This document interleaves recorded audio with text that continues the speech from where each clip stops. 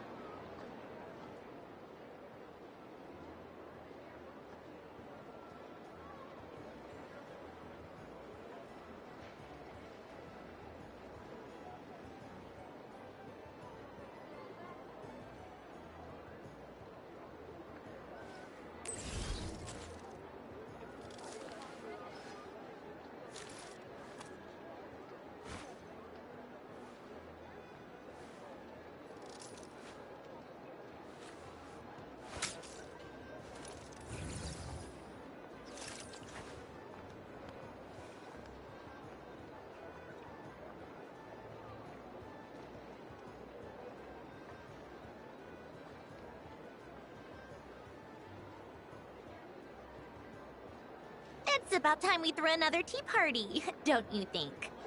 I wonder who else is free.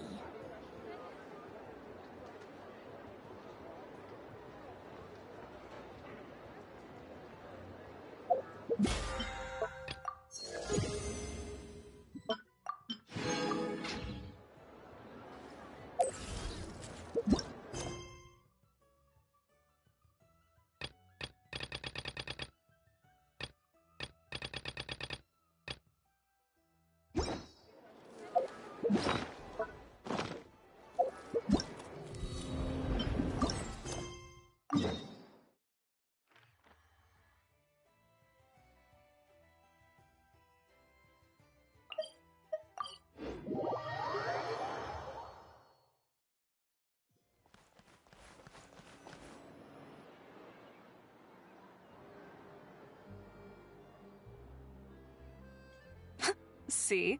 Told you they'd be here. Xavier! Oh, and Shiori and Farina too! Ah, Hydro Archon above! If it isn't my darling camera operator and clapper loader! A very happy Fontinalia festival to you as well! I'm guessing you came back to celebrate with us? Yep. And how about two? Even though the last festival had some unexpected hiccups, making the film was still super fun. Since you're all here together like this, you must be planning on entering the competition, right? Of course! A celebration of the entertainment industry. No one who's anyone would choose to sit this one out. It only happens once a year, after all. Fontaine Fashion Week might be more my speed, but the film festival brings in a lot of orders and boosts brand recognition, so I wasn't going to miss out either. A few new awards have been added this year, too. Best Director, Best Costume Design, oh, and Best Camera Operation.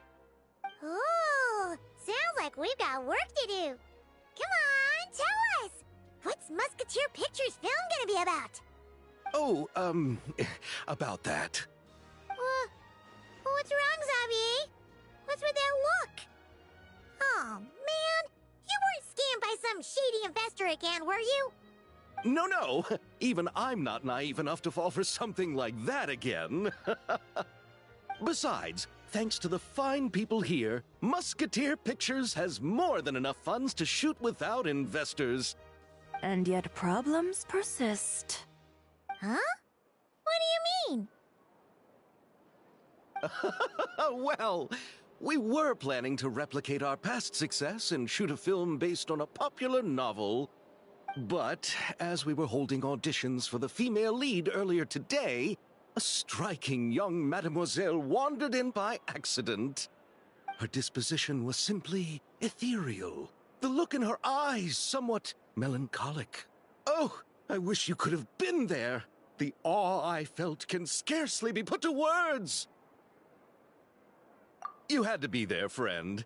No matter where she stood, it was as if her surroundings, even the air itself, turned into the perfect shot. Guess you found your lead actress, then? No, quite the opposite. My script is entirely unworthy of her.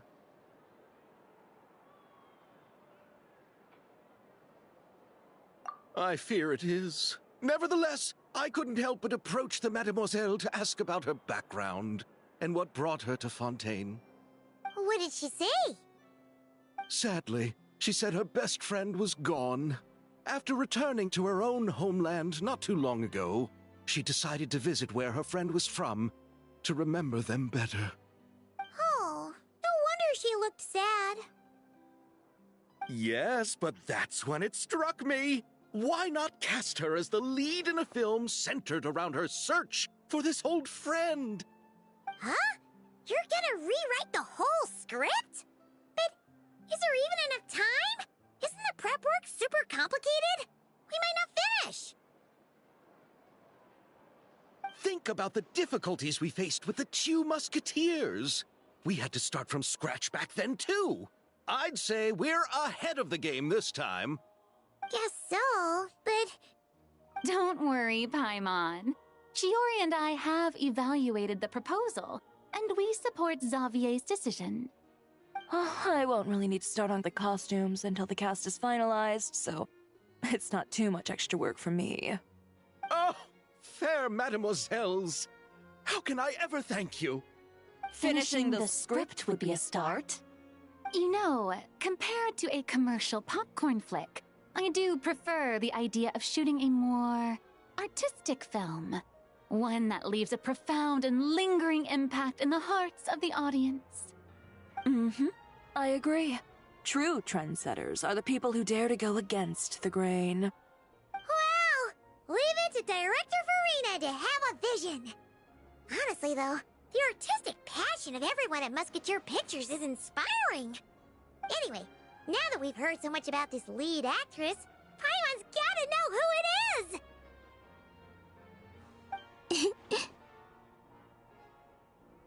Ah! Columbina! What are you doing here? Hello. I was just walking past when I heard you talking about me, so I came over. Huh? You know Miss Columbina? Of course!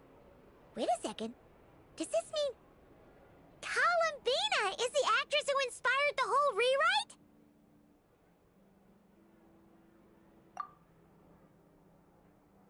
Yeah.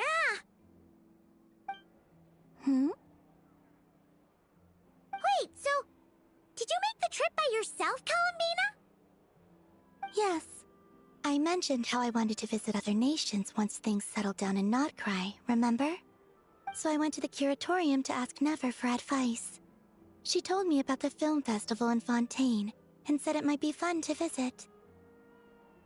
I spoke to Lauma before I left too, and she thought it was a great idea to get out for a bit. It's just, I received quite different travel advice from the two of them. Oh? How so? Well, Lauma told me to go out and experience new things and make new friends. What a wonderful suggestion! That's how a trip should be. What about Nefer? She said, don't trust anyone and don't talk to strangers. Yep, that sounds like her. I can understand that too. It shows this Nefer cares about you a great deal, Miss Columbina. Yes, so I plan on combining their advice. All I need to do is turn strangers into friends, and then I can talk to them. Huh. That kinda makes sense, but also not. Hey, Chiori. Oh, look who's back. Happy Fontinalia Festival, you two. Oh, looks like we have a superstar in our midst. How about an autograph, Big Shot? Ha ha, very funny.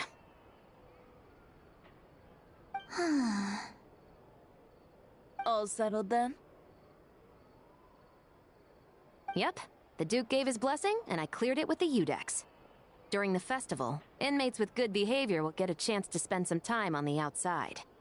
Under the stringent supervision of the Special Patrol, of course. Risley! It's been a while! Happy Fontinalia Festival! Does that mean Veronique and her brother will be at the festival? During a specific window of time, sure. Doesn't hurt to give the inmates something to look forward to.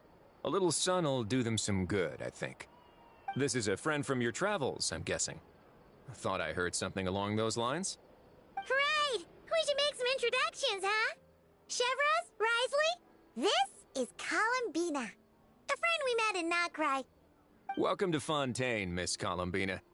I bet the weather's been quite an adjustment. Yeah.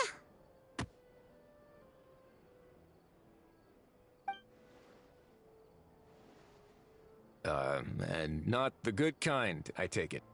No, I quite like it. It's a lot warmer than Notcry. Then what was the punch for? Oh, should I not have done that? The flowers that bloom here are so vibrant, and the people are so kind. I just wanted to become friends as fast as possible. Ah, so that was meant as a gesture of friendship. Is that right, Miss Columbina? Mm-hmm.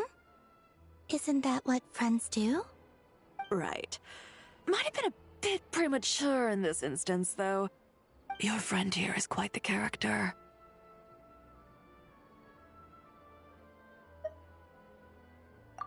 Good thing we said something. You weren't seriously gonna go around punching every single person in Fontaine, were you?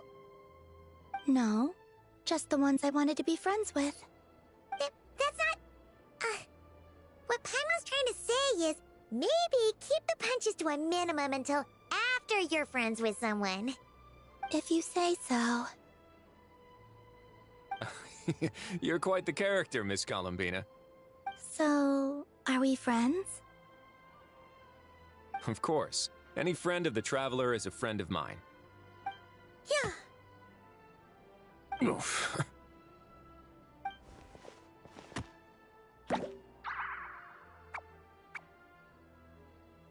When it comes to friends, you sure know how to pick 'em. So Miss Columbina is the lead actress I've been hearing so much about. The whole thing about her aura is starting to make more sense. You gonna be part of the film this time too, Chevros? That was the plan. But now that Mr. Xavier has changed the direction, I don't think I'm in quite as many scenes. It's all for the best, though. A different crew asked me to help consult on some of their musket work. Oh, sounds like our trusty musketeer is as popular as ever. I'm just going where I'm needed. I'm more than willing to help with whatever this production needs as well.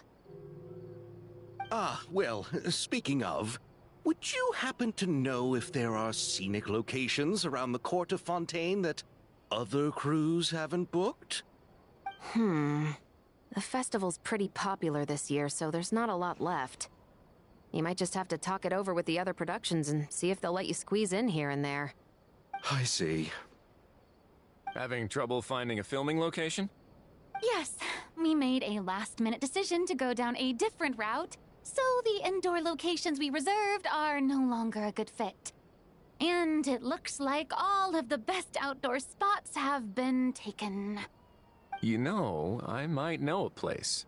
Good views, good atmosphere, and no production team has snatched it up. That sounds perfect! Where is it? You want me to reveal it just like that? Come on, let it be a surprise. As much as that sounds riveting, I think we should divide and conquer. You go do that, and Director Farina and I will take Miss Columbina around the city to discuss lighting and styling. Is that all right with you, Miss Columbina? Traveler?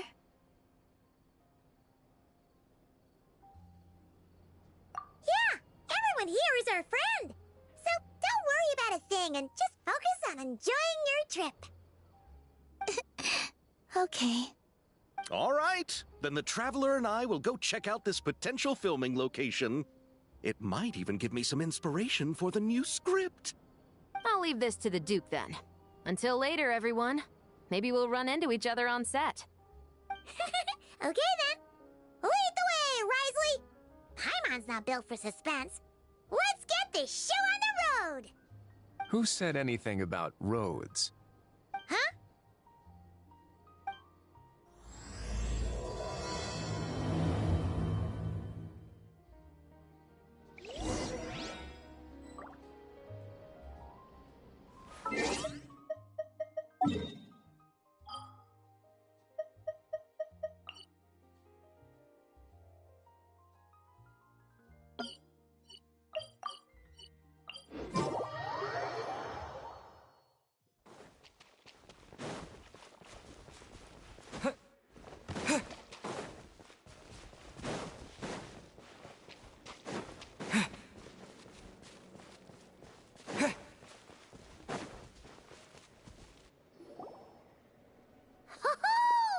That smells great! Do we make it in time for Columbina's mealtime again? Huh. Are those Kuhenki lining up? For soup that Columbina's serving? Just a moment.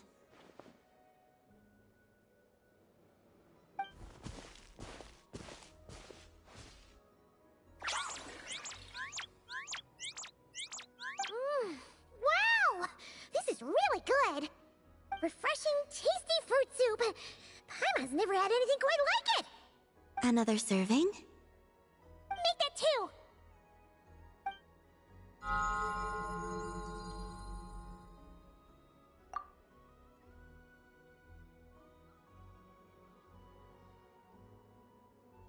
Yes.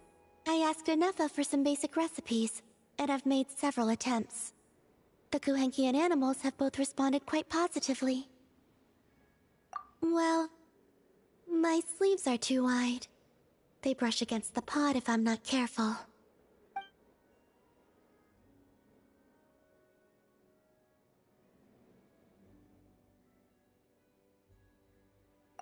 I struggle somewhat with making desserts, though. You have to get the temperature and proportions just right.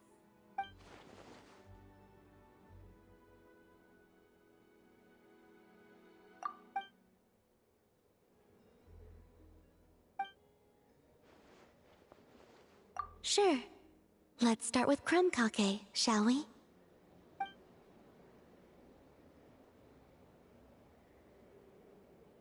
Would you like to try one?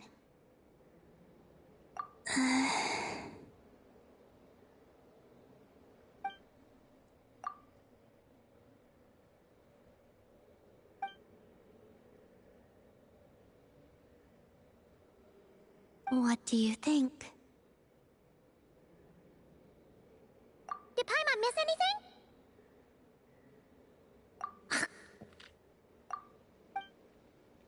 Ah! It's so sour! What are you trying to do to Paimon?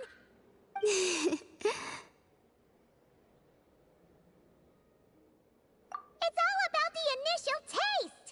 Couldn't one of you have warned me to take a smaller bite? If you hadn't said anything, Paimon would have thought this was a prank.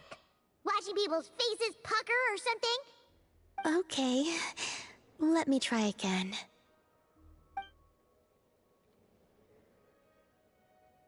Here, try this batch.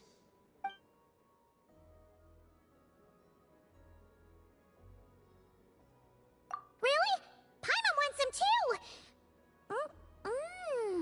That's the stuff! Oh, so tasty! Good enough to be given as a gift? Totally!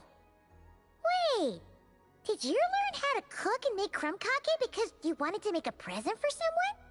Yes, for my friends. Do you still remember the first time you came here together? You had prepared some food for me, though the food couldn't do much to replenish the power I had lost. Eating it did make me feel more relaxed. I did not give it much thought then, But now I understand. The time and effort put into carefully preparing food by hand is what gives it soul. What I enjoyed was not simply the food itself, but the warmth and kindness in the hands that made it. And the less those hands seek reciprocity, the greater the warmth and kindness required to match it in turn. Oh, Paimon's gonna blush if you go on like that. To be honest, we were at least kinda hoping to get on your good side back there. Indeed. But now that I understand all this, I'd like to do a little more. It's a wonderful feeling. Would you come with me to visit our friends? Apart from the crumb kake, I have also prepared a few other gifts. But they must be sent in secret. Why in secret? If you don't mind Paimon asking. Well, you've always been the ones to pleasantly surprise me. I'd like to see how my friends will react when the tables are turned.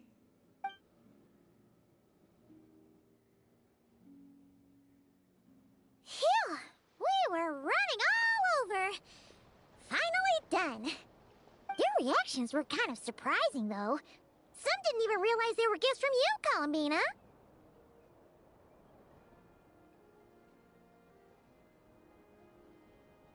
It's fine. I expected as much. What's important is that they were happy to receive the gifts. In that case, Llama definitely knew the crumb cakes and wreath on her desk came from you. Paimon can understand her being hesitant about wearing the wreath, but seriously, she stared at the crumb cakes for a good 10 minutes and still couldn't bring herself to eat one.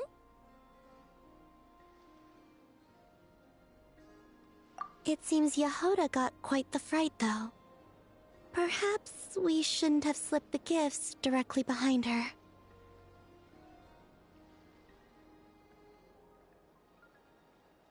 Maybe she's just naturally more alert? Still, she seemed to calm down when Asher came over to paw at the scratching post you sent.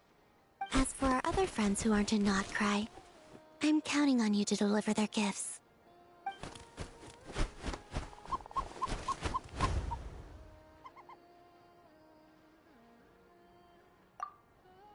Here.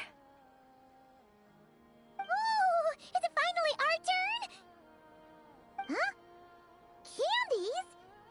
Paimon thought we'd get crumb cakes like everyone else.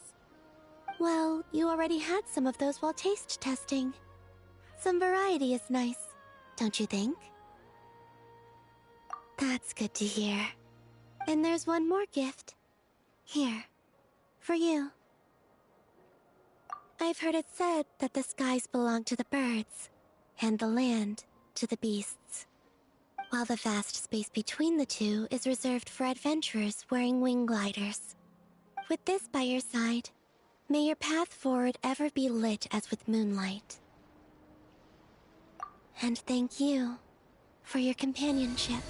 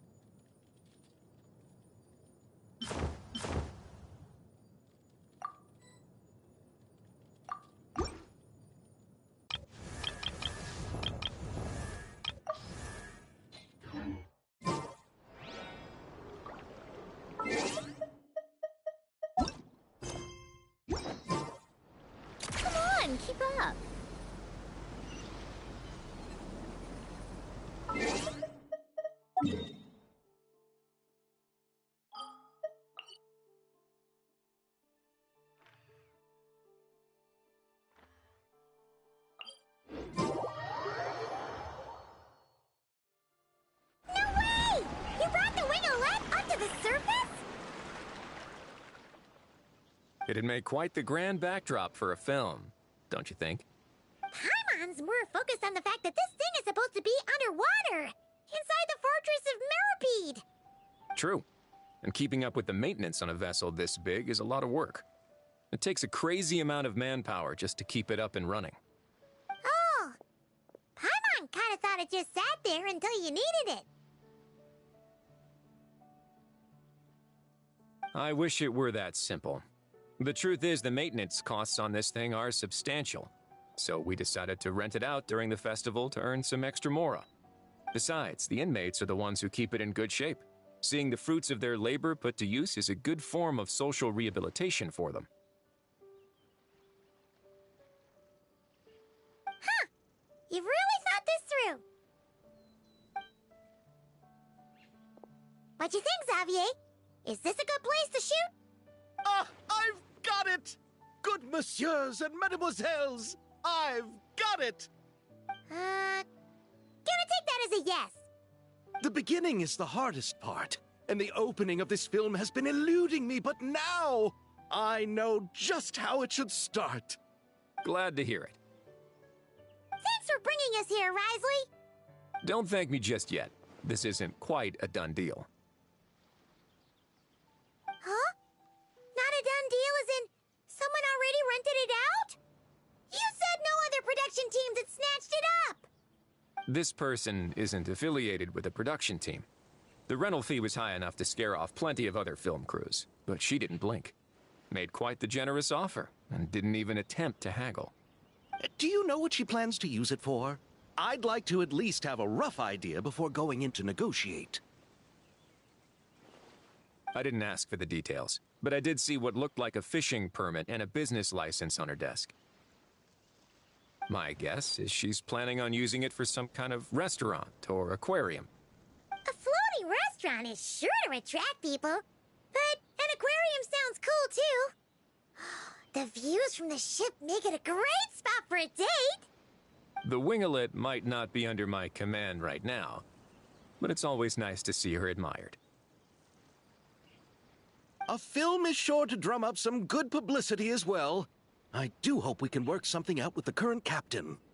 Well, guess we should head over and talk things out then. Best of luck.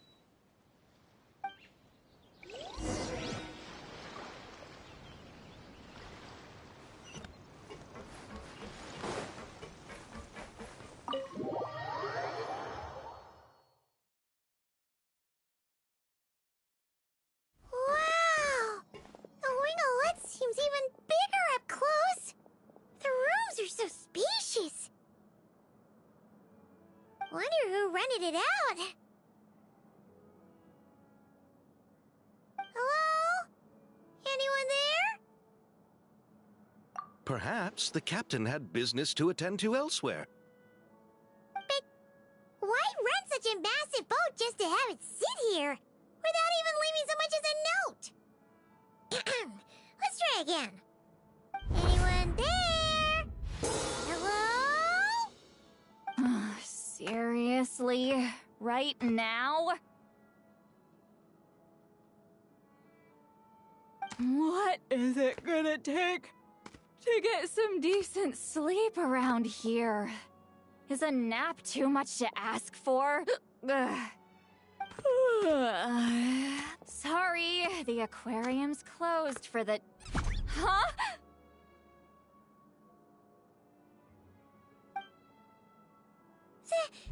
See Lolly? Traveler! Paimon! Hold on.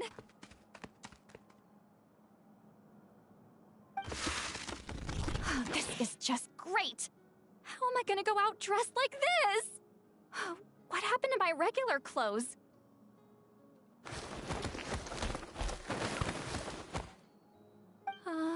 The wash! I put them in the wash after I drank too much and fell into the fountain. Oh, this can't be happening! Am I seriously gonna go out like this? Think we might have caught her at a bad time. See Lolly? I don't want to hear it. Hear what? a single word about what I'm wearing. No comments, none. Is that clear? Oh, yep. Crystal. Huh? You think so? No, wait, I told you not to say anything! What was... Oh, his thoughts. I heard his thoughts. How could I forget about that? Oh, this is so embarrassing. I seemed a little too pleased to get that compliment, didn't I? Wait, the mind reading went both ways. Does that mean the Traveler's hearing all this too? Oh, you clearly did! Huh? What did we do? Paimon's not following. Nothing. It's nothing. Let's just move on. Did you need something? You're not here alone, I see. Hello, I'm Xavier, a film director and producer from Fontaine. I meant to introduce myself sooner, I just didn't want to, interrupt. No wonder we ran into each other in Fontaine of all places.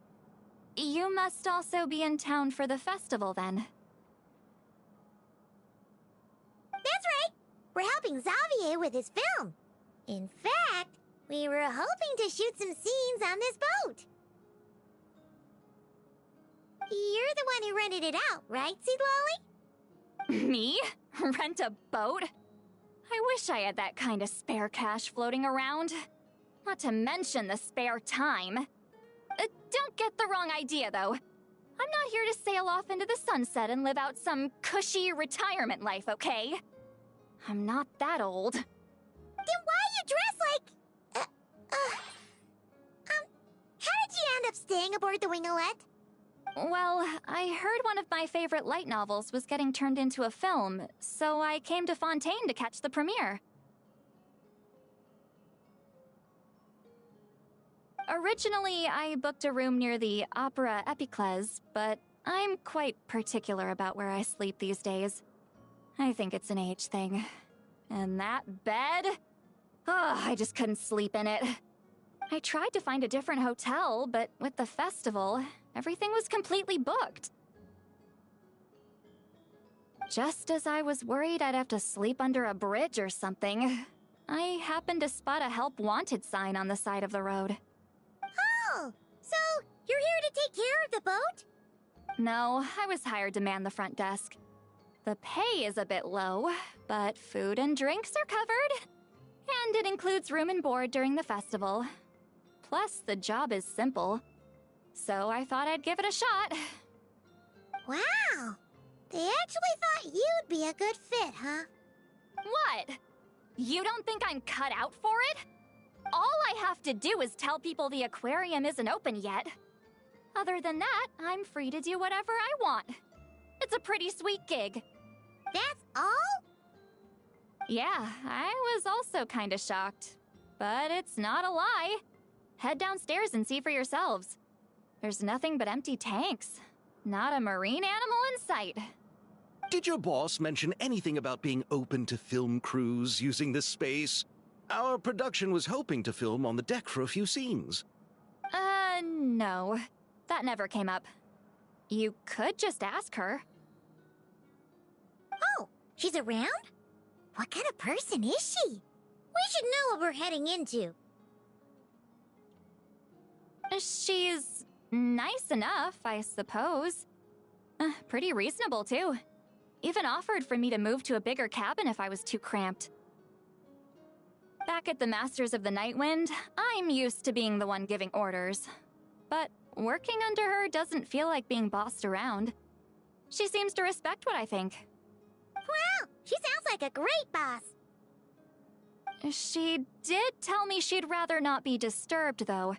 She's been working on an important project, so I'd keep it brief. Got it. Thanks for the heads up. All right, the captain's quarters are this way. I can take... Wait. but I'm wearing... Ugh, whatever. I doubt she'll care. Just follow me.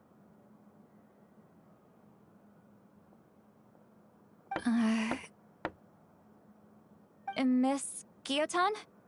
These visitors were hoping to ask you about something.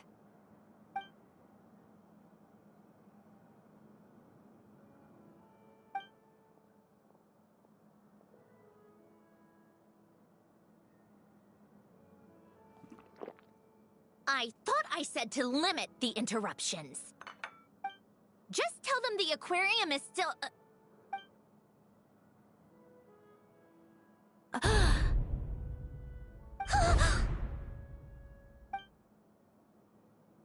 Sandrone? You're here! Huh? You know each other? Are you okay, Sandrone? Do you still remember us? Everyone was so upset after what happened. We all missed you so much!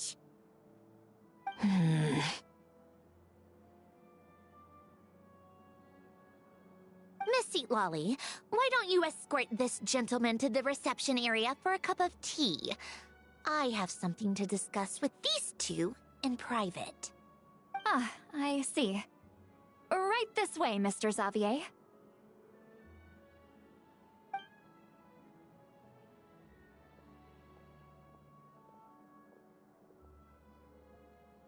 Sandrone? I really can't go anywhere without running into you two, can I? Are you okay? During the battle, your core... it was... Destroyed by that bastard Dottore. That's right. But as you can see, I'm fine now. No major issues. Or at least, there shouldn't be. Oh, what a relief! Oh, why didn't you tell us sooner? Or come back to see your friends? Now that I have the chance, I just want to say... Thank you for saving me. Huh? Ugh, don't get the wrong idea. I only saved you so we could complete that formula and defeat Dottore once and for all. Even if he did crawl back from the grave to make us all miserable again. That doesn't matter. You're still a hero. All right. But it wasn't just me. All I did was lend my brilliant mind to the cause and take care of one part of the plan. Although, I'm not denying it would have fallen apart without me. You got that right. You're amazing. But how did you go from a... From a lifeless pile of scrap to looking like this? Well, my mom was trying to put it a bit more gently, but... yeah. Where do I even start?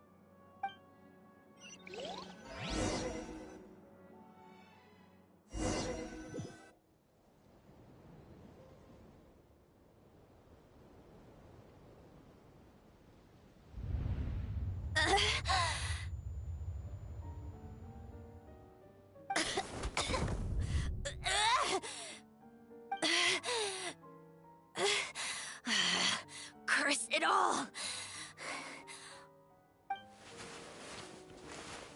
Where am I? Did we do it? How much time has passed? I'm not in one of that lunatic's experimental labs, am I? Wait, Fontinian decor. Books from the Research Institute. Phew. One thing at a time. Initiate self-diagnostics. Assess the extent of the damage. Cut power to compromised, non-essential components. Then reconstruct available action modules. Severe damage to the core. Dottore, you bastard. Polonia?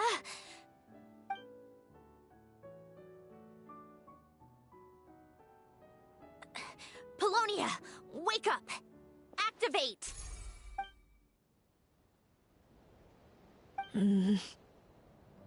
You're in even worse shape than me. Internal gears and energy circuits are barely intact. Extreme damage to the core, just like me. Rebooting is off the table. Even if I could repair the damage, I don't know if... You used up all your critical energy in those final moments, didn't you? To protect the core of that guy in the hat, and the numerological array. Wait, the array. Yes! The prototype is still here. But can I even run it in this state? Whatever. I have to try. I just need to confirm one thing. Activate the numerological array.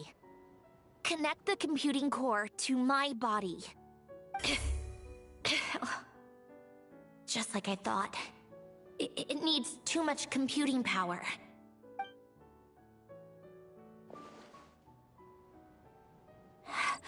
Cut off power supply to all functions except the thinking module. Please. I just need to ask one question. Initiate query regarding the 3 Moon Sisters.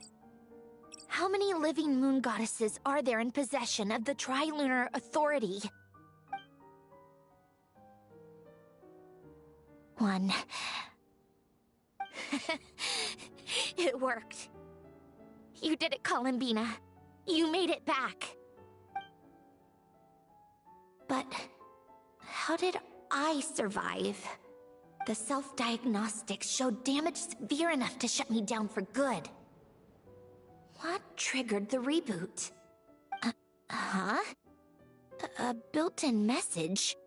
Only visible after a core reboot. The final gift. Alen! Were you the one who gave me the second chance? But why now? What activated it? What is that? A vision? Wait, no.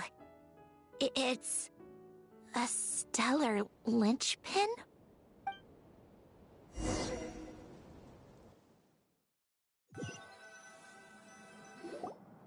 A stellar linchpin? What's that? You can think of it as a rare kind of vision. As for what causes one to manifest, well... that's still unknown. But in Snezhnaya, or in Afatui's research at least, it's believed to have some connection to the third descender. The third descender?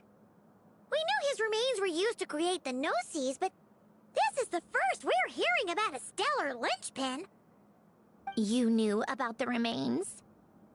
Right, of course. Look who I'm talking to. Yes, the Heavenly Principles used the remains of the third descender to create the 7 Gnosis as a means to consolidate the Archon system. Visions result from that same system, so extrapolating from there, it's clear that the manifestation of a vision is also, to some extent, related to the third descender. Still following? For those that wield them, visions serve as a means to channel elemental power. The same is true of stellar linchpins.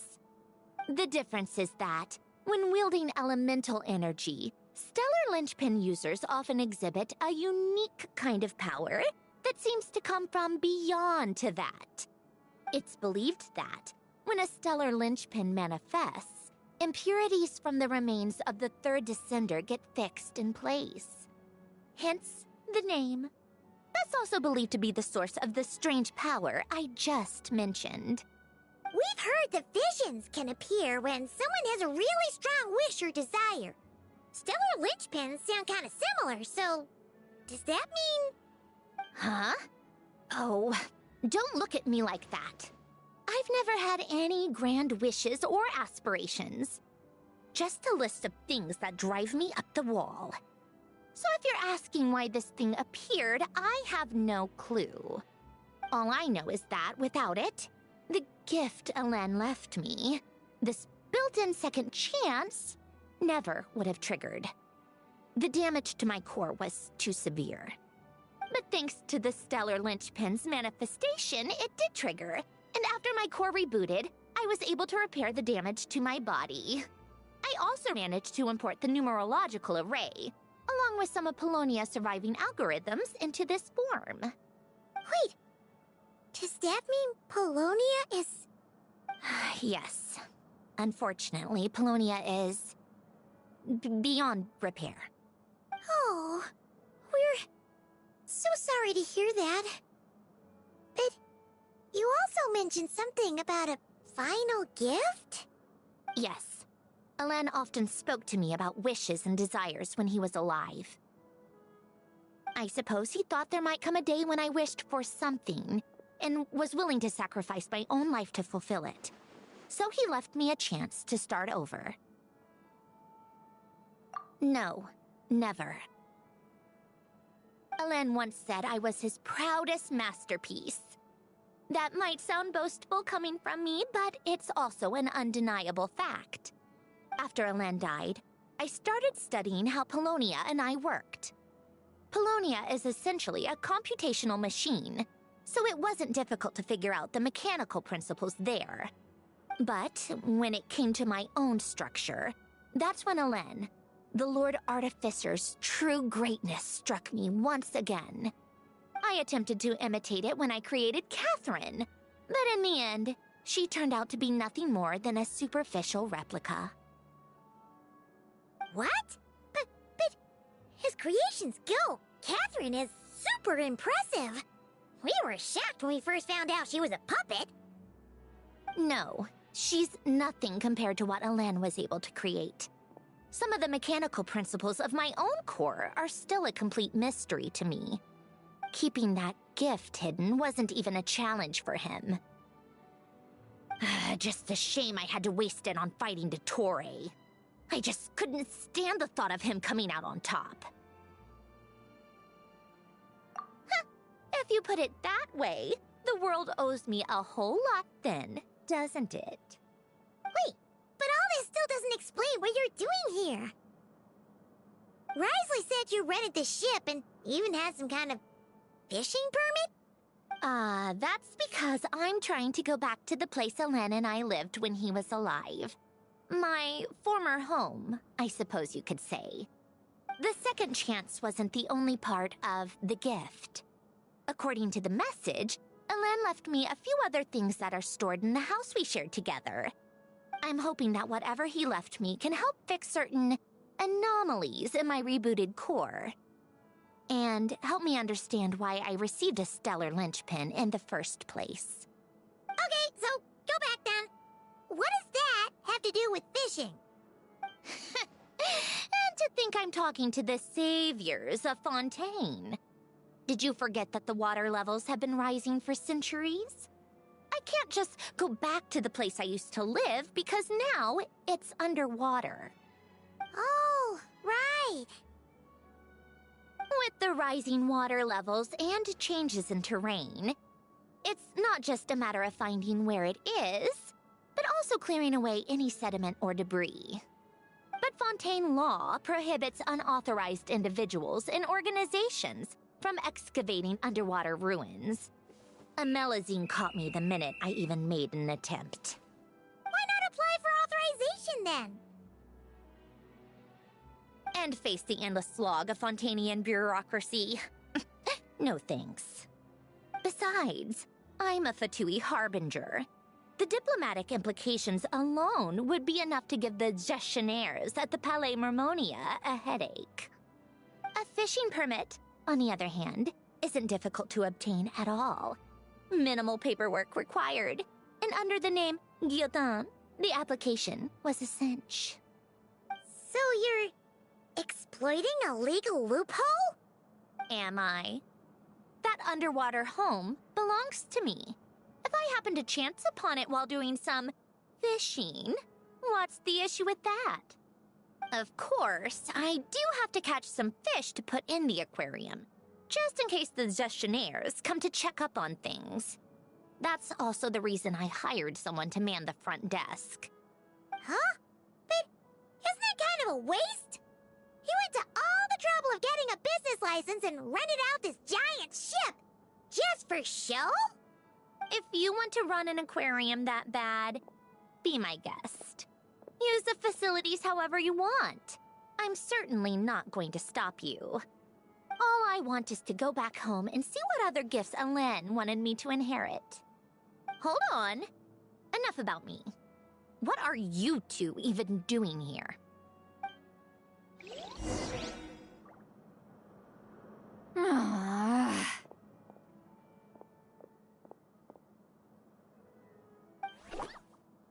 Seriously?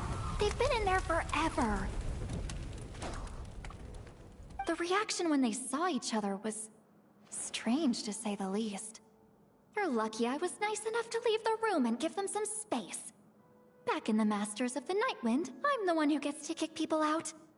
I just want to know what they're talking about. Should I cast a little eavesdropping spell? Oh, no, what am I thinking? I'm Granny Eastley, the great shaman of the Masters of the Nightwind. I can't do something like that. This is just ridiculous. Making me wait out here for so long? Where's their respect for their elders? Oh, here they are. Were you back there arguing or something? What took you so long? The two of you are already acquainted with Miss Guillotin, then? Oh, yep. But don't worry, we got everything sorted. Sandrone agreed to let us shoot on the ship, but it has to be when she's not here. When she's not here? That's right. You'll excuse me if I didn't exactly ask for this little reunion. I wasn't planning on seeing anyone. Like I said, my core is severely damaged. Even with the gift, there are anomalies that are making things unstable. I don't even know if I can continue to function without issues. So the priority is to fix these anomalies and get answers to my own questions. Then, I can see the people that need seeing. Anyway, just let Sandrone know when you plan to film Xavier, and she'll, steer clear. I do hope I'm not causing Miss Guillotin too much trouble. No! She just wants to keep a low profile for her own, complicated reasons. She doesn't want anyone else to know she's here. Understood. I'll be sure to keep that in mind. Oh, and St. Lale? Huh?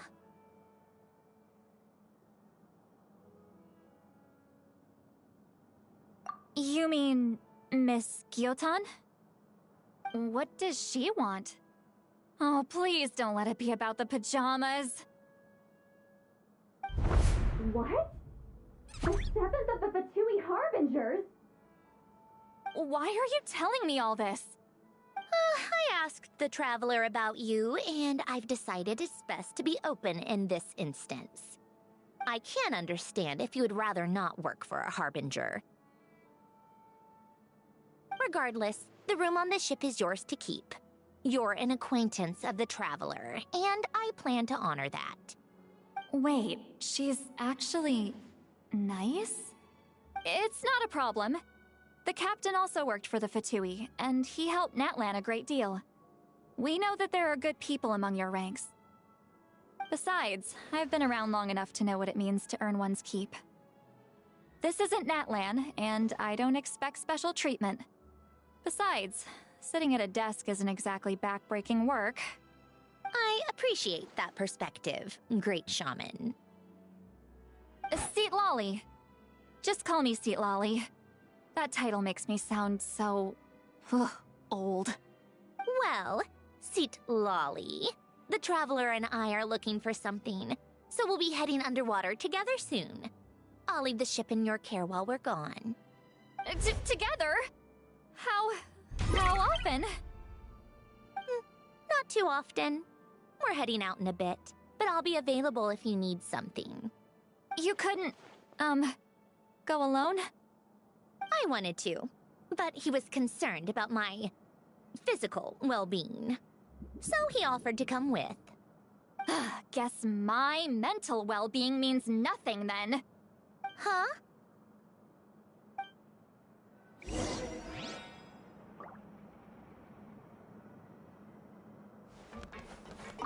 Miss Guillotin is so generous.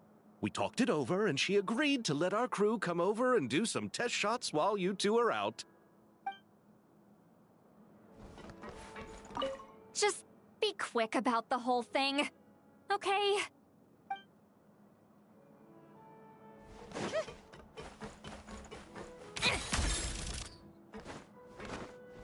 How tiresome.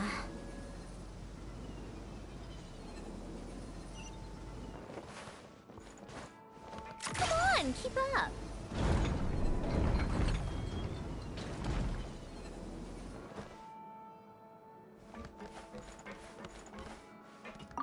All right.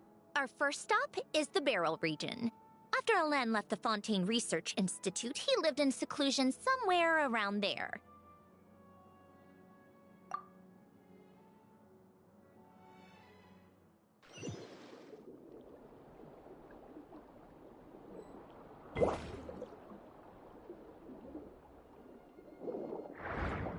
Huh. This place has changed a lot. Guess I really have been gone for a long time. Let's look around and see what we can learn. Oh, and don't forget to catch a few to take back.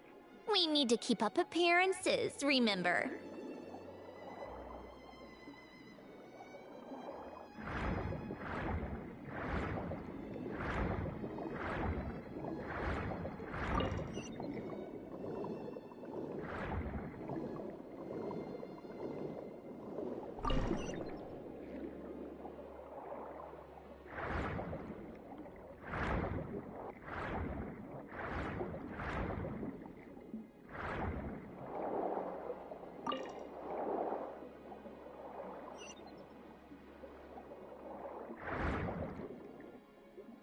Poisson isn't too far from here, right? It's all a bit nostalgic, I guess. Back when I lived here, all this was still above water. All right, I have a general understanding of the terrain changes and sediment accumulation. We can stop here for now.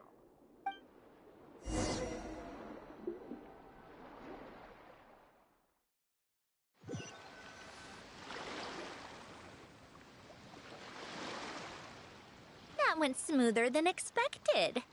I appreciate the help. No problem. You doing okay though, Syndrome?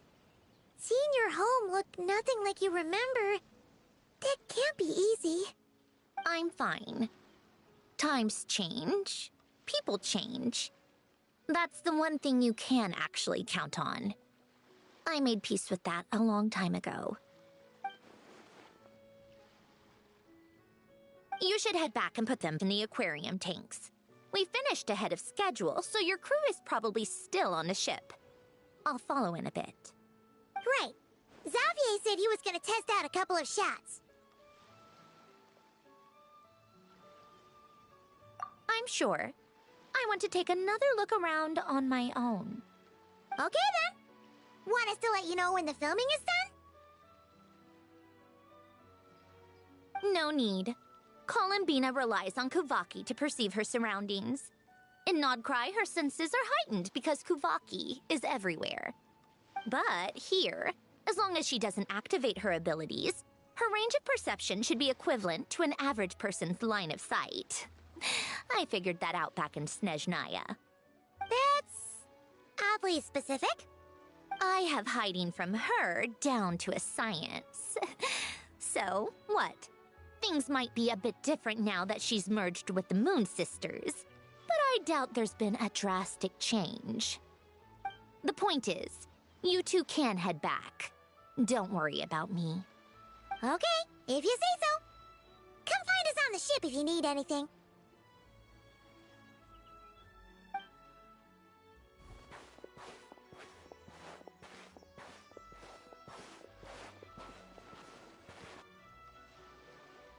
What did you leave for me, Alain? Did you know I would come back? Or did you make it so I would have to?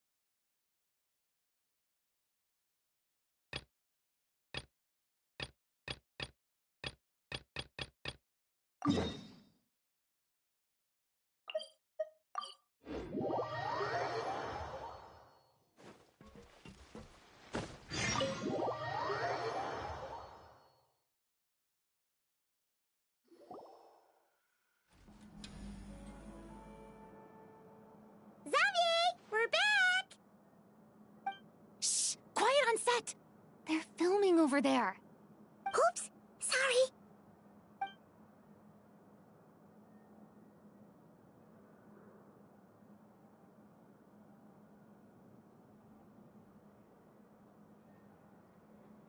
What's your take, Detective? Bullet wound to the chest. Gunpowder residue on the clothes. The victim must have been shot at close range. You think it was someone they knew? Yes. It's possible the suspect arranged for them to meet at this very spot. A reasonable deduction.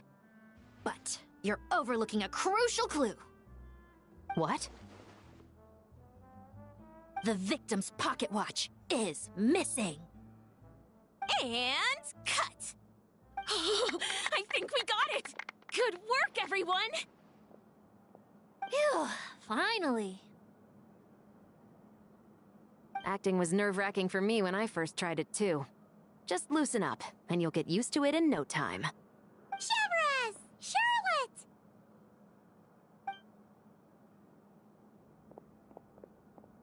Oh, hello there, you two. You're filming here too? Oh, so Charlotte's crew must have been the one that asked you to help out, huh, Severus? Yep. They heard about a potential filming location and wanted to come check it out. But when we got here, your crew had already beaten us to it. Luckily, Xavier and our director, Lapine Pauline, go way back. In the end, we agreed to just share each other's filming locations. Considering all the last-minute changes, that's just what Musketeer Pictures needed. For sure!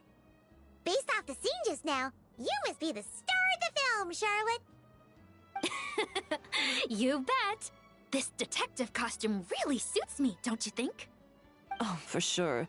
You're already right at home lurking in the shadows taking pictures of this and that. Add a notepad and you're practically method. Thanks, Miss Chiori. I appreciate the compliment. That didn't sound much like a compliment to Paimon. So this is a film set? It looks like a very happy place. This must all be quite new to you, Miss Columbina. Yes. I watched a few films with a friend once, but she thought there was no point if I wouldn't open my eyes. So she stopped inviting me. Looks like I missed out on a lot.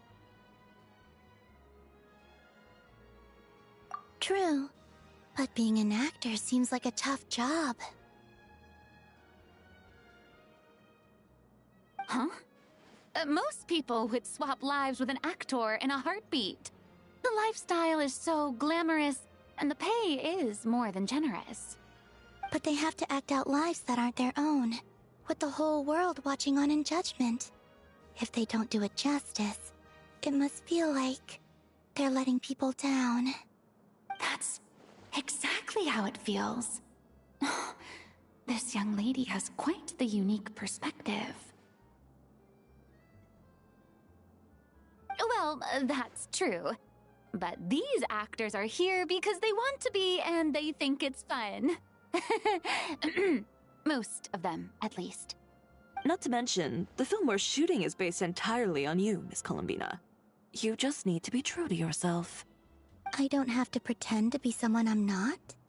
Not at all. Authenticity is what we're after. For example, this first scene opens with you on the boat, sailing to your friend's homeland. You just need to think about that moment in the story and picture how you would feel. Oh, okay. We're all here? Wonderful! Let's head to the deck and get shooting. Oh, and this is for you, dear Paimon. Your clapperboard. Whoa! Is this the same one Paimon used for the Two Musketeers? The very same. I saved it just for you. Thanks, Xavier! Feels like being reunited with an old friend. Of course! That said, I have a different job in mind for you this time, Traveler. Our film is focusing on a single protagonist, so conveying the subtle changes in her state of mind is of the utmost importance. In addition to the actor's own performance, another way we can convey that is through lighting. Huh? But there's already a lighting specialist, isn't there? Yes, but it's clear the Traveler and Miss Columbina share a deep bond. You might have a better chance of understanding her frame of mind in certain scenes. Oh, that makes sense. So, what do you say? Willing to take on the role of lighting specialist? It's settled! I leave the job of translating our leading lady's inner thoughts in your capable hands.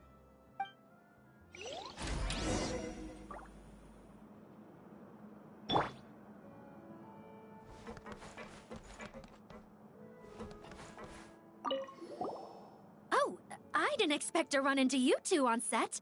Happy Fontinalia Festival. Nice acting back there, Charlotte. Thanks. I'm, usually the one behind the camera, so it's actually pretty nerve-wracking being the center of all that attention. But I've known Miss Lapine Pauline for quite some time, so we work really well together. Miss Lapine Pauline prefers to assign roles based on our own personalities. She'll even adjust the script to make it a better fit. The scene from earlier was just me and Chevraz, but Navia and Emily are also going to be taking part. Ooh, that's quite the lineup. Your film's leading lady also seems like quite the score. Just on first impressions alone, it's clear she's someone special. Guess we'll just have to wait and see who wins Best Picture and gets to go home with the Farina Award.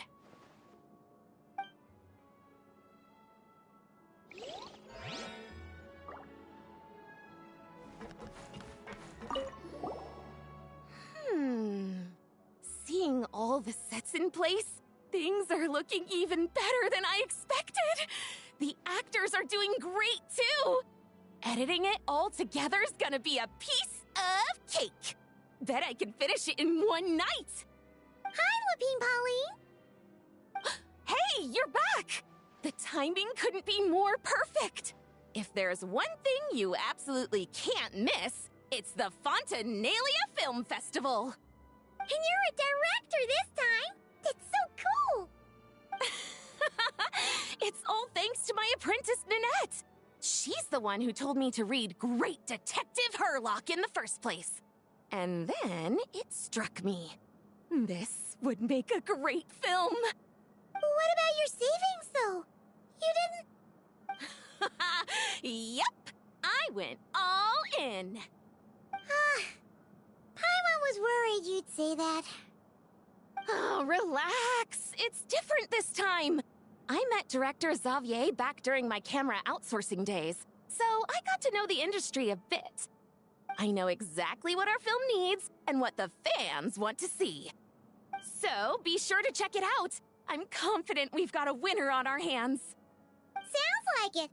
But we've got some filming chops ourselves. It's definitely still anyone's game. Then may the best film win.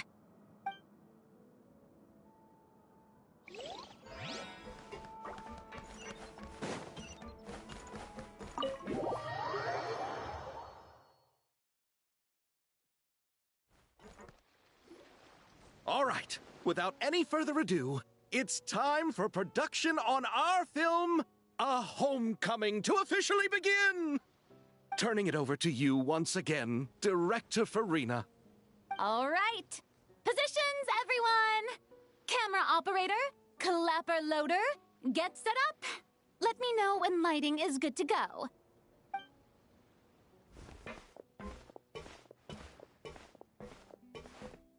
All you need to worry about, Miss Columbina, is hitting your mark. Other than that, just focus on immersing yourself in the emotions of the moment. Okay. Good. Lighting, are we ready?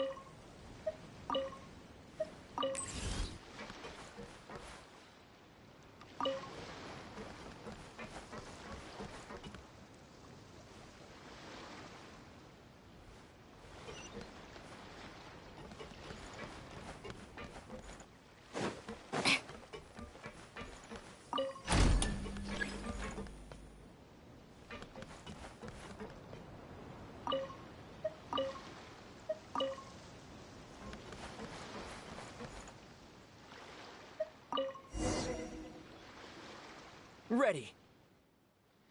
All right, quiet on set. 3, 2, 1, action! This is her homeland. Columbina. Cut! The emotions I'm looking for were definitely there. Let's just try to keep it a bit more natural. Oh, but definitely keep that gesture at the end. I loved how real it felt. You looked genuinely moved. All right, if you're ready, let's go for another take. Miss Columbina? That presence. It kind of felt like... Sandrone?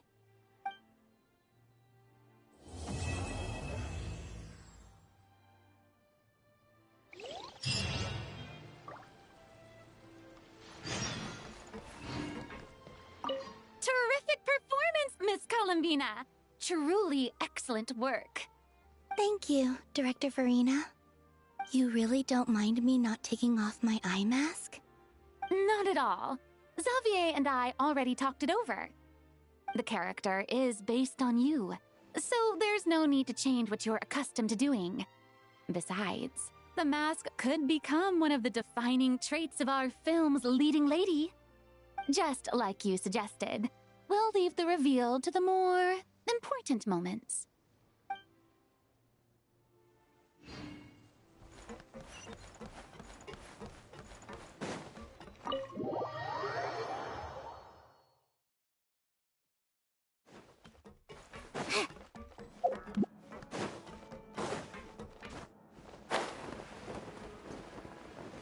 Yeah.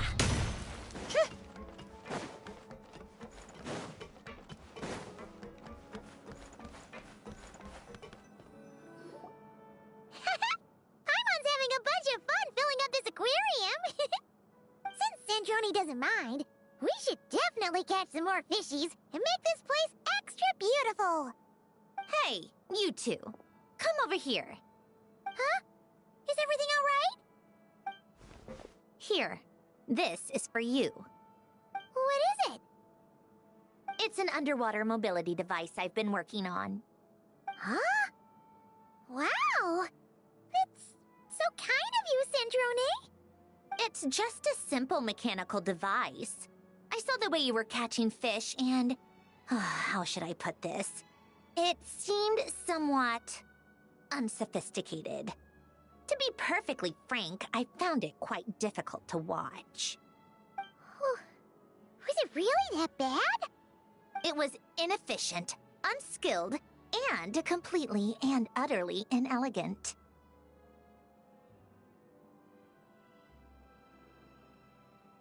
No need to apologize. Everyone has their own ways of doing things. But seeing as you plan to keep adding to the aquarium, it might be best if you use this device. The waters of Fontaine are home to more than just harmless ornamental fish. There are plenty of predators who could do you some real harm. This device will not only help you fish, it'll also help you flee. All right. Oh, and if you're going for a swim, go now. And don't forget to tell me what you think of the device. I can always make more adjustments if you have any feedback.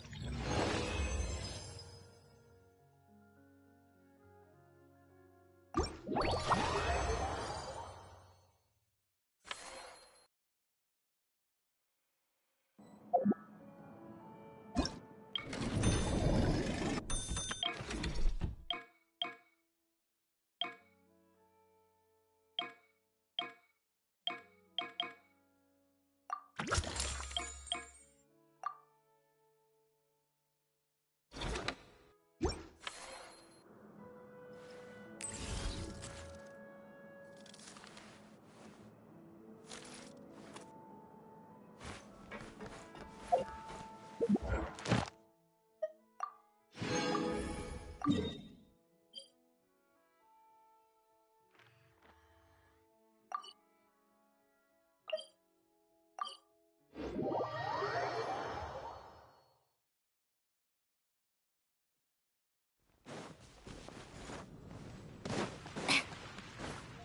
a break.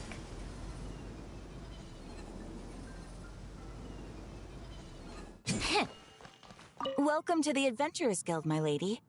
Is there something I can help you with? Thank you for completing today's commissions. Here is your reward. Welcome to the Adventurers Guild.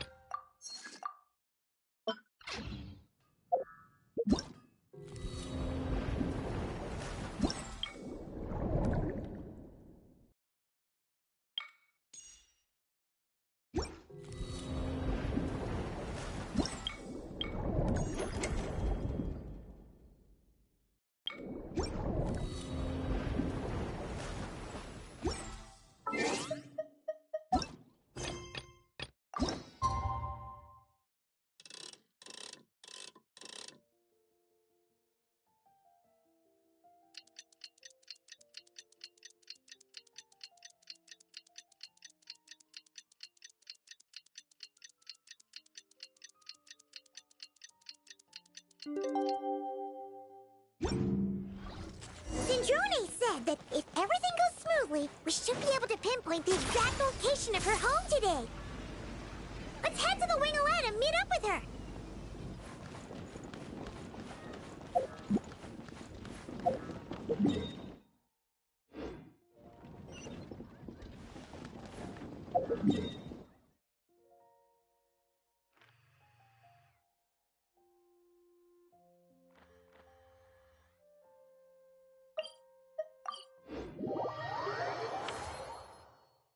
Well, this is inconvenient. Defensive system.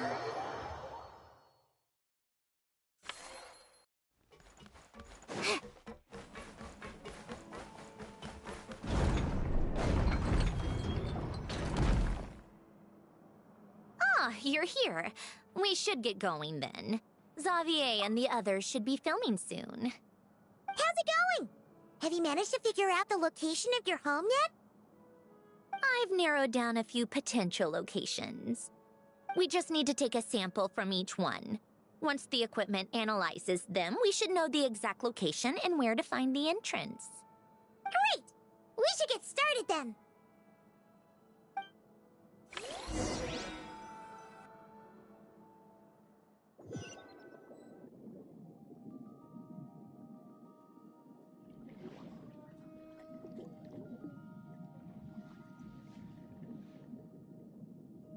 All right, let's get a move on.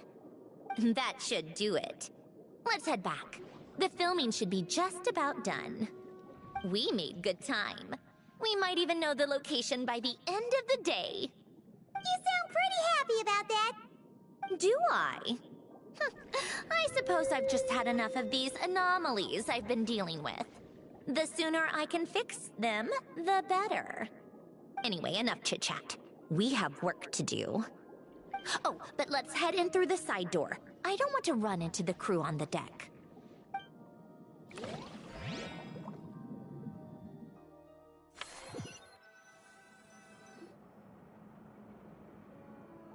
All right. Now we just need to wait for the results. Since we have some time to kill, I suppose I might as well see how this aquarium of yours is coming along. You seemed quite enthusiastic about it, after all. It's really coming together!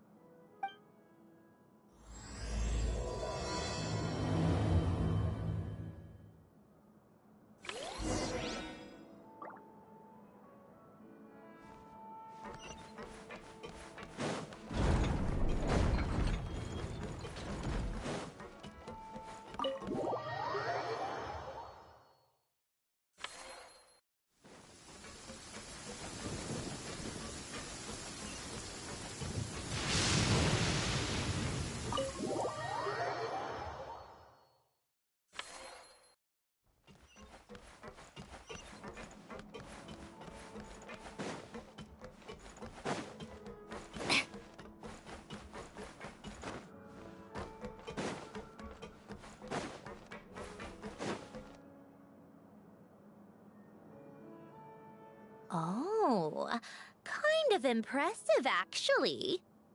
These must be the ones we caught the first time we went underwater. Like it? It's fine, I guess. Nothing special. Come on! It sounded like you really liked it just now! You're that proud of it? Is this a sense of accomplishment or something? Well, yeah. And it's pretty. You know it's gonna be gone soon, though, right? What do you mean? After the festival, this ship will be returned to the fortress of Meropide, and this aquarium will be no more. So? So, no matter how much work you put into this place, once the festival is over, it's all just going to disappear. But not making the most of it when we have the chance is an even bigger waste! But if you know it's all going to be gone one day, why even bother? Well, because Because you still get to keep the things you gain along the way. And those are things that can never be replaced. Doesn't that make losing them even harder? well, if you put it like that. But the happy memories we make along the way last forever. You just have to take a more glass half full perspective. Not to mention, everything we do here is gonna be on film, so it'll still live on in some shape or form. And when you look back on it, only happy memories will come to mind? Exactly! So it's about finding joy in the process itself. Traveler! You're back already? What's wrong with that? You say that like it's terrible news or something. How did you get here? I didn't see you on the deck. Oh, never mind. We need to help Miss Guillotin hide ASAP. The crew is heading over here to shoot any second. What? They should be done by now. There was a mishap earlier that cost them some time. I was waiting on deck so I could warn you the minute you showed up. Anyway, you should head back to the captain's cabin right away. They're gonna be here any minute now. Ugh, finally! That's a wrap for the scenes on the deck. Wouldn't have taken half as long if the wind hadn't snapped our equipment in two. Uh-oh! Too late! Change of plans then. You'll just have to hide. Hide? And where exactly am I supposed to do that? Oh! There's a box over there! You can get in that! Huh? You expect me to... Do I need my makeup done for the next scene too? For the love of... Let me see. Maybe just a quick touch-up. Huh? Traveler and Paimon? What are you doing here? I thought you took the day off to take care of something. Huh? Oh, well, it didn't take as long as we were expecting, so we came back early. What about you guys? You're still not done shooting for the day? No, we ran into an issue that, set us back. It meant Miss Charlotte's crew wasn't able to wrap either. We both still have scenes to shoot in this aquarium. Oh, that's not ideal. For several reasons. Let us help then. The sooner we wrap, the sooner everyone can get some rest. All right. Thanks, you two. Miss Charlotte's crew can go first then. If I'm not mistaken, you still have a night shoot later. Thanks, Director Farina! Of course. Fellow artists should help each other out where we can. Agreed. Well then, camera, lights, get set up. Actors, give your lines a quick once-over. Let's try to get this in one take.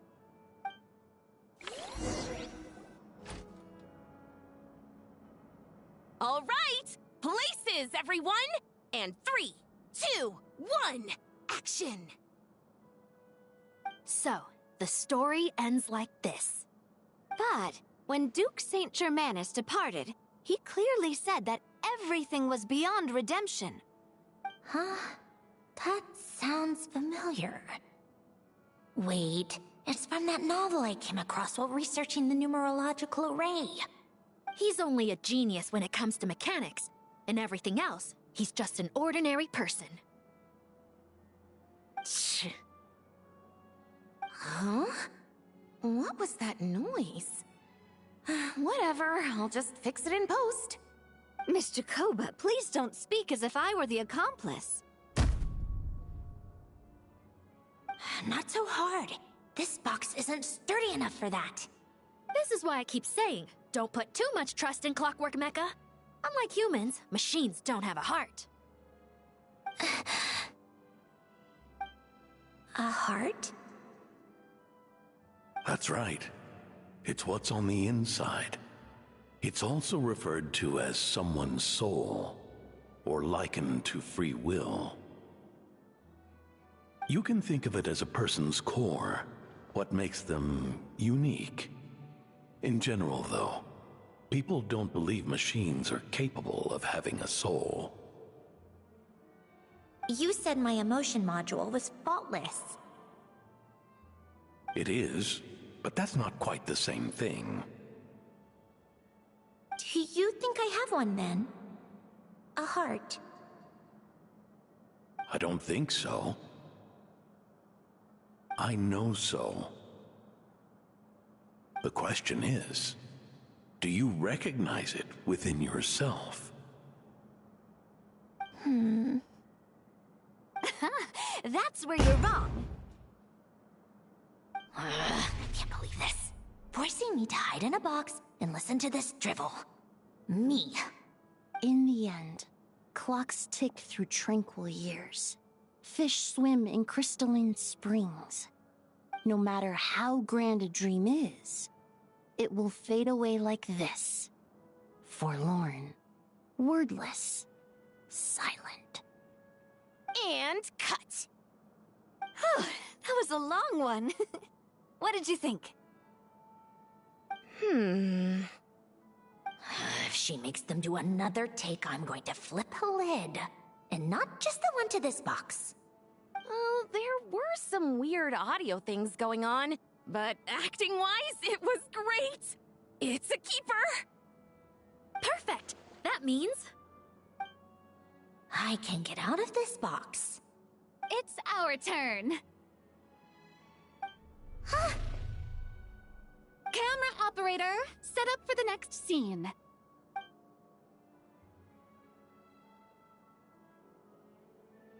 In this one, our protagonist peruses an aquarium in a foreign land and gets swept up in memories of her friend. So, in terms of lighting, that's the vibe we're going for. Got that? Shoot. Paimon thought there'd be a break and Centroni could slip away. What are we gonna do now?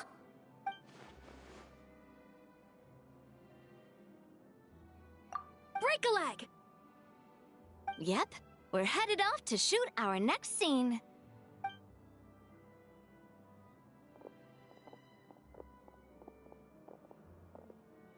All right, quiet on set. We're about to start rolling. Ready, Miss Columbina? Miss Columbina? I think she would like this. Quick, we should roll on this. It doesn't forage with the others, or prey upon its smaller kin. Instead, it remains where it is, cradled in the coral's quiet beauty, as though the raging cyclones above are of no consequence. And yet, she still stood before the cyclone in the end. So I think that story has it wrong. She is no different than us. She has a heart. Columbina. Hmm?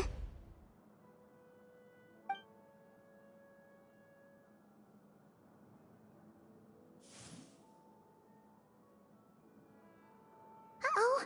Is she onto us?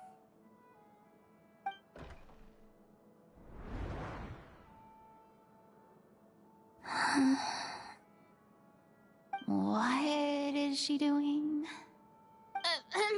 Cut! You okay, Columbina?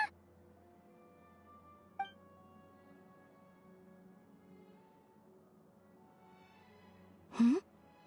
Oh, yes. I just thought... Why don't we take a short break? It's been a long day of shooting so far. That last take was beautifully organic, though. We can use it as is. No need to go again. Thanks, Director Farina. But I'm fine to continue. You're sure? In that case, let's shoot some quick B-roll. Then we can move to our next outdoor scene.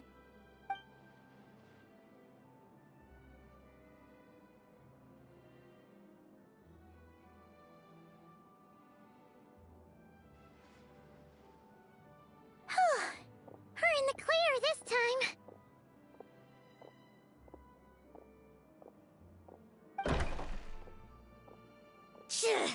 Ugh!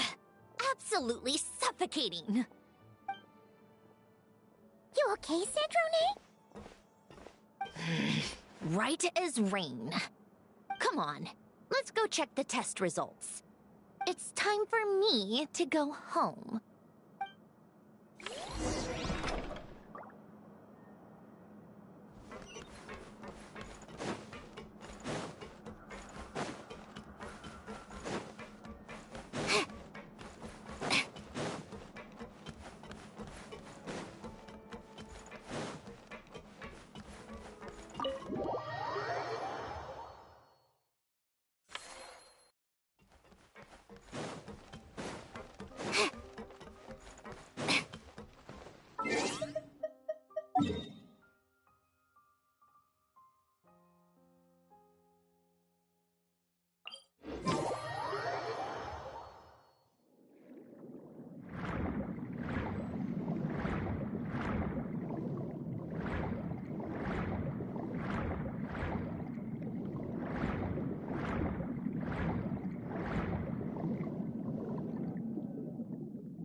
All right, it should be around here.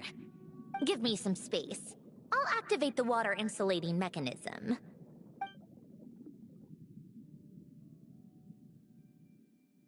The what? Alain, much like Renee, had long predicted that the water levels in Fontaine would rise. Thanks to his expertise in mechanics, he was able to implement a few simple measures to protect our home from flooding. I told him there was no need, that I would just move when the water rose too high. But it would seem he knew a day like this would come.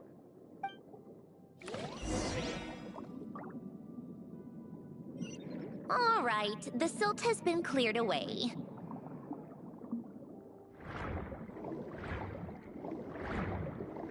Go activate the mechanism for the first sluice gate. That will fill the empty middle chamber with water.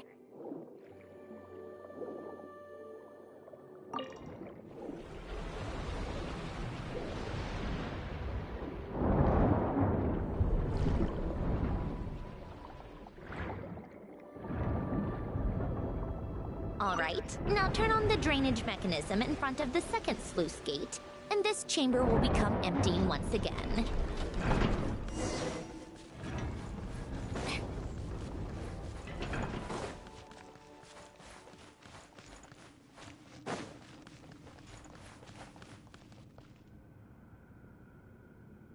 So, this is where you used to live? It's beautiful!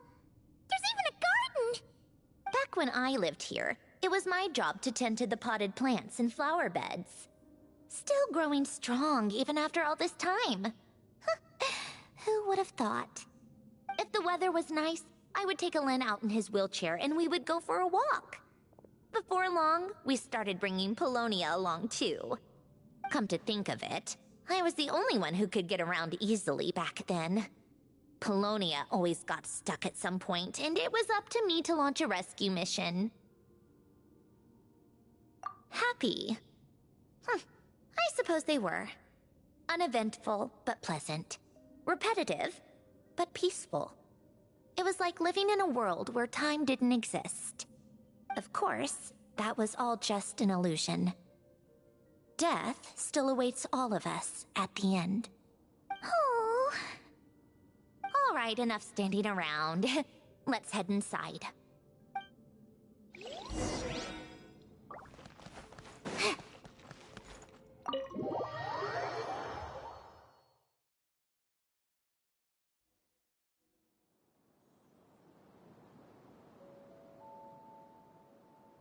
Yep, this place is exactly how I left it. Nothing has changed. What is it? Huh? How did you get... Oh, Arlecchino gave it to you, didn't she? And you... read the whole thing. Just so you know, a lot of that was written a long time ago.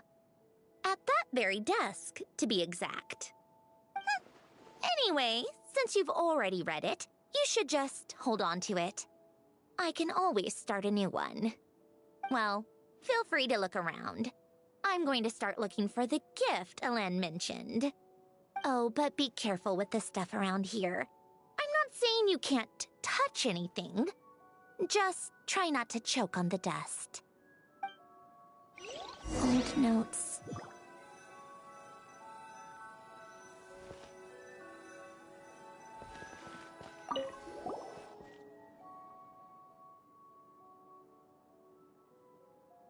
Wait, the people in this picture look kind of familiar. Oh, this was taken when Elen and Renee were both still at the Fontaine Research Institute. Before their falling out.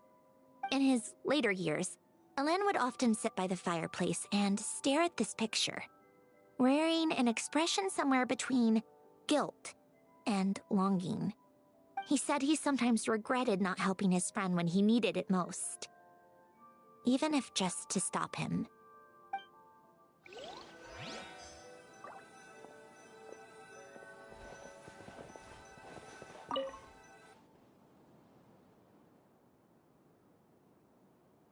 Oh, these are some of Elen's drafts from his later years. Just casual doodles, really. And these are just some unimportant letters. I couldn't be bothered to sort through them before I left.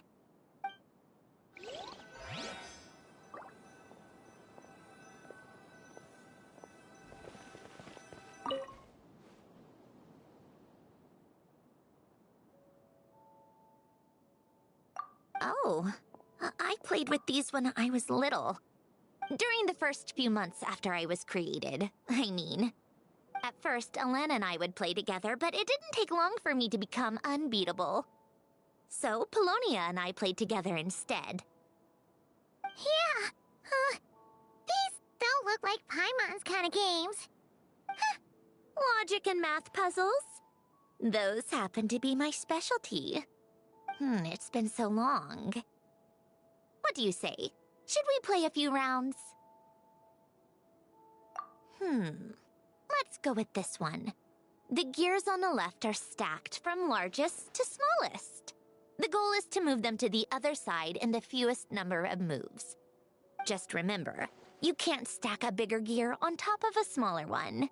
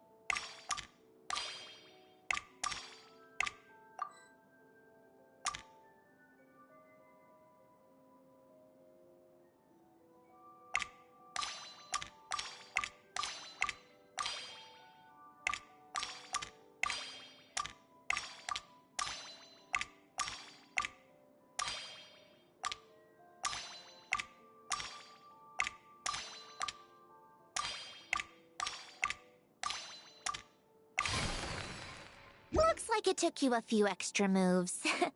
My first attempt was the same. You'll get better with practice.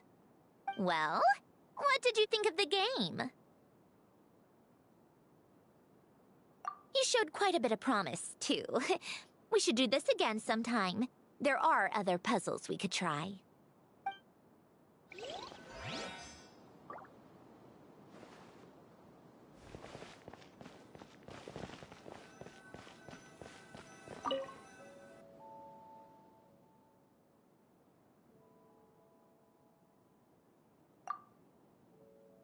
This was Elend's workbench. Later on, of course, it became mine. It's where both Polonia and I were brought to life. Before Elend was bedbound, this is where he would teach me about mechanics. I would sit and listen, chiming in with questions here and there. Later on, when he got too sick, I took over and would work on Polonia here. Wow! This house is filled with so many memories! It's so cozy and charming! You should have seen it in its prime, when people actually lived here. A lit fireplace, a steaming cup of coffee. That's the real deal. You know, we also used to have a mechanical piano that Elend built. Oh! How chic! Elend never played it much. He probably wasn't able to at that point. But I managed to teach myself. Music theory is essentially math, after all.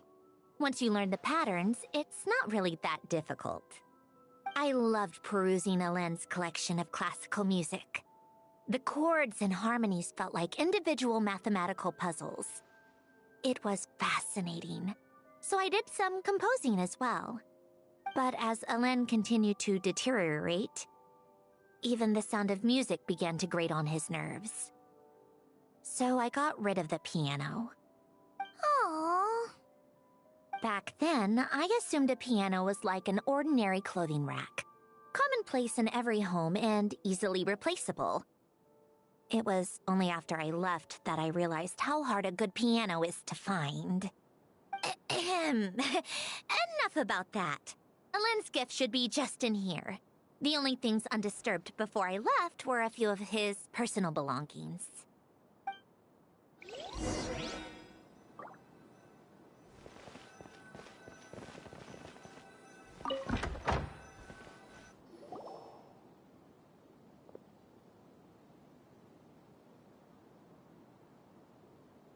Wait, there's a hidden compartment at the back of this box.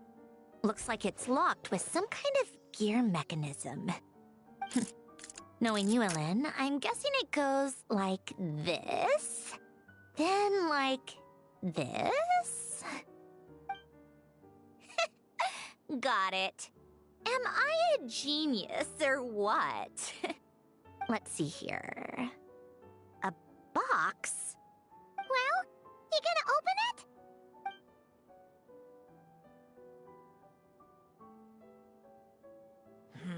It's heavier than I was expecting. Just how much stuff is in here?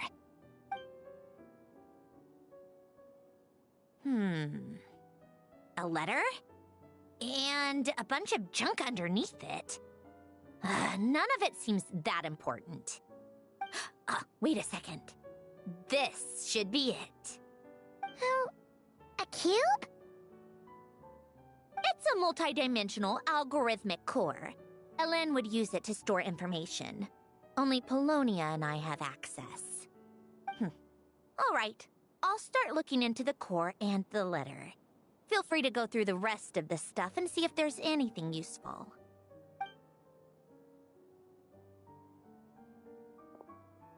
Okay. Hold on. There's another picture in here. This one has writing on the back. A snapshot of you playing among the plants shortly after you were born. You seem to like these flowers a lot.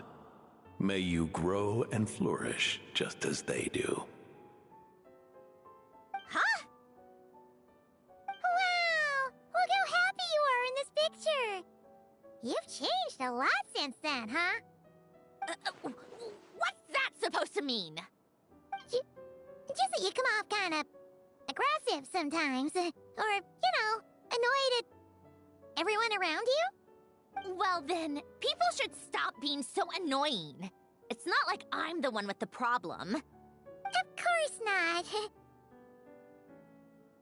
Oh, here's something else. Looks like a piece of paper torn out from somewhere. Today, I solved another math puzzle and made a breakthrough on a construction problem the Institute has been stuck on for years. Am I a genius or what? No, wait, that's From now on, I should have people address me as Her Highness the Clockwork Princess, Unraveler of all reason. No, nope. No more of that. I thought I tore this page out. You wrote this? Then, how did it get... Wait, there's more writing at the bottom! You seem to have developed a distaste for this particular entry, considering I found it in the trash. I'm sorry, but I could not help but hold on to it. Forgive me. Helen! Don't be embarrassed. Everyone goes through a phase like that. Nonsense. I wasn't even the one who wrote that. It must have been Polonia.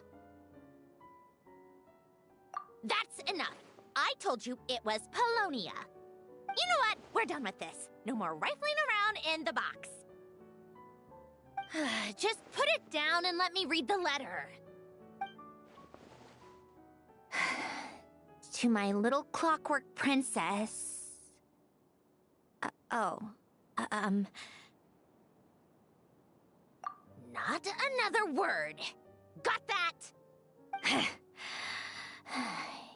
If you're reading this,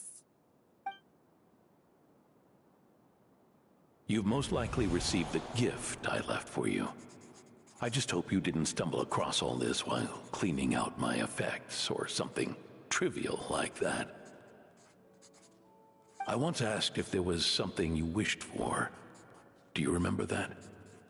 I wonder if time has changed your answer. Regardless, I have another gift.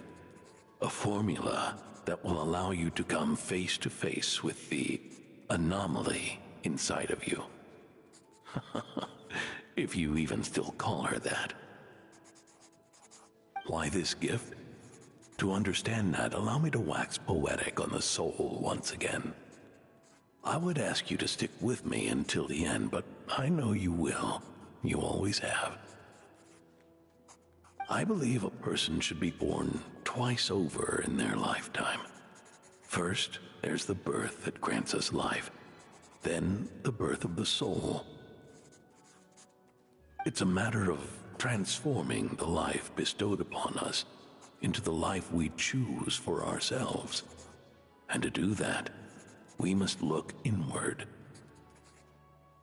We must make a conscious choice to define the meaning of our life, instead of allowing the happenstance of our existence to pass us by. This is the process of recognizing the soul that lives within us. You are my proudest masterpiece. I told you that long ago. But to me, you have never been a creation or a machine. To me, you're just like the rest of us. You have a heart. In fact, some theories think of the human brain as nothing more than a machine, and thought the product of its computations. So you see, perhaps we're not so different after all. Your inner machinery is just far more advanced than most. No matter how one looks at it, the heart is a complex thing, a place where logic and reason collide with our emotions. Your computational capacity allowed you to become sentient and develop logical reasoning, but it also granted you something that, on the surface, might seem contradictory: emotion. Emotions and logic often clash with each other, and those instances of discord can accumulate over time. That is the source of what you refer to as the anomalies within you. As you told me once, you've always known what you don't want. Yet you've never wished for anything in particular. Similar to how a blind person can feel when a part of their body is in pain without being able to fully visualize its form, such is your relationship with your soul. So, what I leave you now is this: a formula that will allow you to see the shape of your soul. For if you want to protect your heart, you must first be able to recognize it within yourself. Of course. Whether you use it is entirely up to you. You are, and always have been, free to do as you wish. Regardless, whether by my formula or some other means, I trust you will know your heart one day. You always were a fast learner. And the smartest person I've ever known. Ellen. Oh.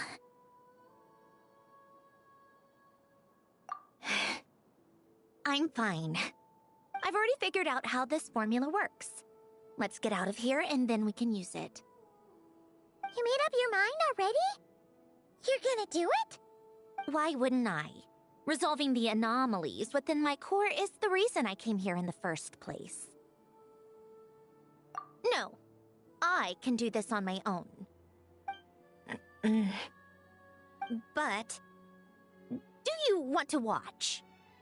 What do you mean? I already know what anomaly I need to resolve. Like Alen said, she's an amalgamation of all the times my logic algorithms have clashed with my emotions. And by resolve, you mean that literally, or...? Yes. But if you, let us in like that, wouldn't that mean letting us see a bunch of your, you know, inner thoughts and secrets? If what Alen said is true, then I'm about to be... born anew. Or whatever. This is your chance to be lucky enough to witness it. Besides, you already read my whole diary. When it comes to keeping my innermost thoughts to myself, well, I think that ship has sailed. You're really sure about this? How many times do I have to say it? I finally let you in as, friends, and you want to question it. I'm not gonna offer a second time. Enough with the mushy stuff. Just follow me.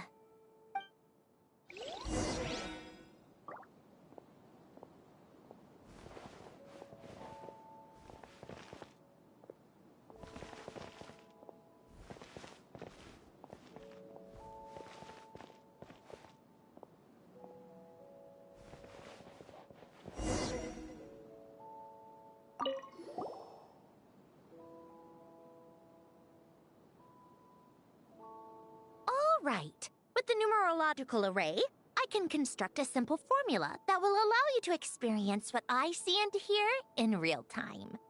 Oh, just like St. Lolly's scent-sharing technique. Been there, done that. Huh. Sounds like that shaman has some tricks up her sleeve. The arcane and the mathematical are both fundamental laws of this world. Being able to achieve a similar result through both isn't surprising. Anyway, let's get this show on the road. But no comments from the peanut gallery, okay? I know I offered, but I still don't want any interruptions.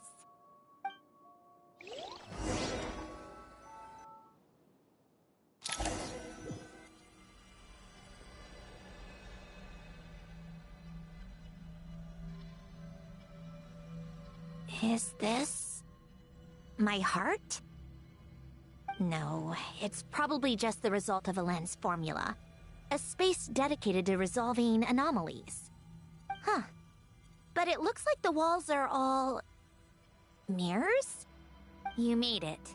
About time. Is that me? From the past? You just spoke of anomalies. Well, here I am. What happens when emotion contradicts reason? Shall we sit down and talk?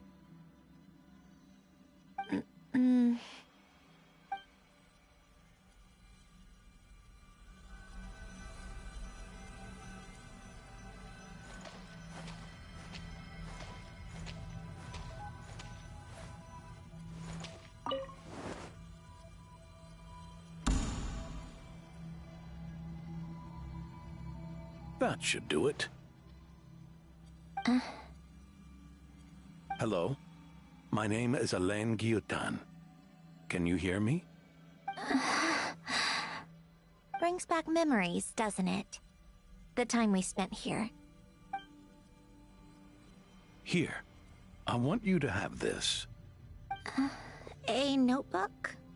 You can use it to write things down. I don't need to write things down. I have unlimited memory. Even so, some things are more important than others, right? You can use it to write about the things that matter. So you wish me to carry out a basic priority sorting operation?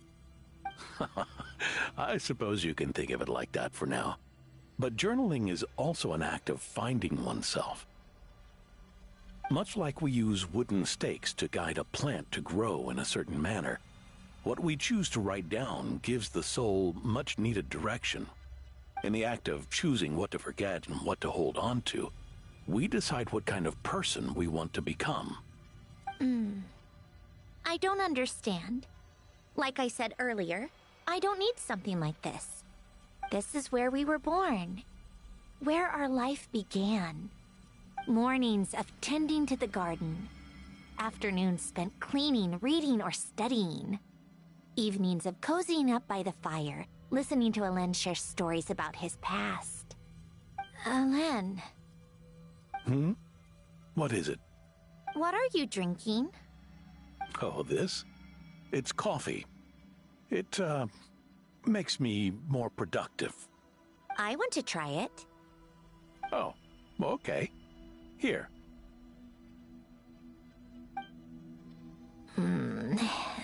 Bitter. Speaking of, why did you design me with senses? Taste, smell, touch. Well, I'm not quite sure. It just felt like the right thing to do. I suppose I hoped you might have a life of your own one day, and that you deserve to experience all life has to offer. Oh.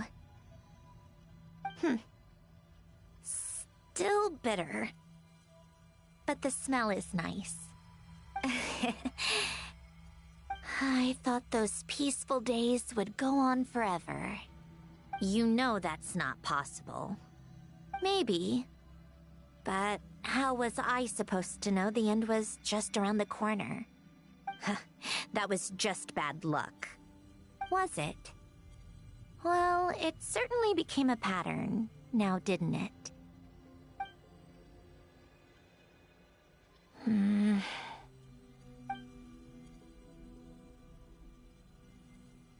Over time, one of the habits we picked up from Alain was a love of coffee.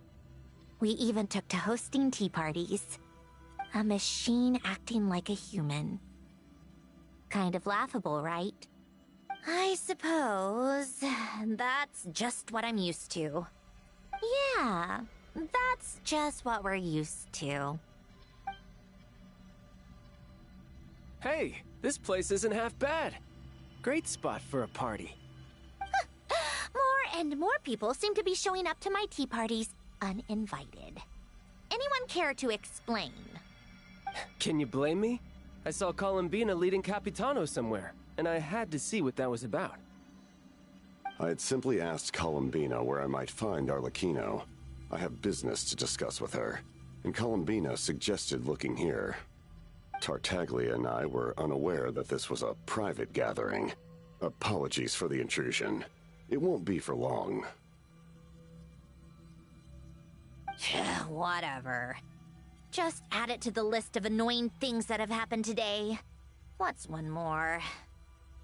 Since you're here, you might as well stay for a cup of tea. See? Told you she wouldn't mind.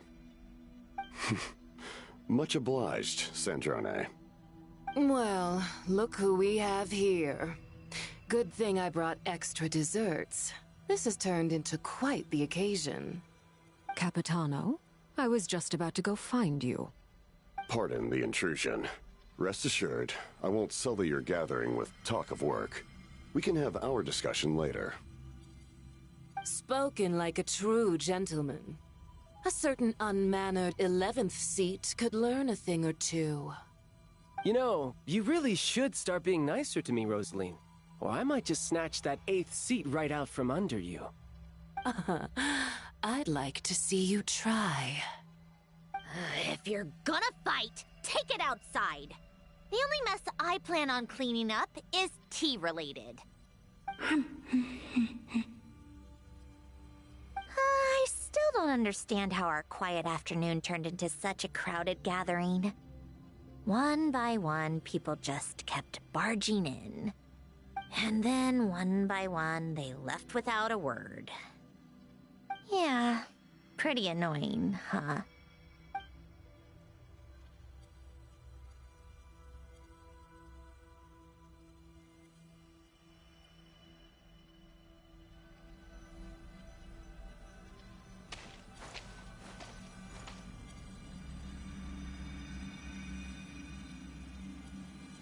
Of all my days with the Fatui, the times I spent with you, Arlecchino, and Rosaline, they were my favorite. Goodbye, Sandrone.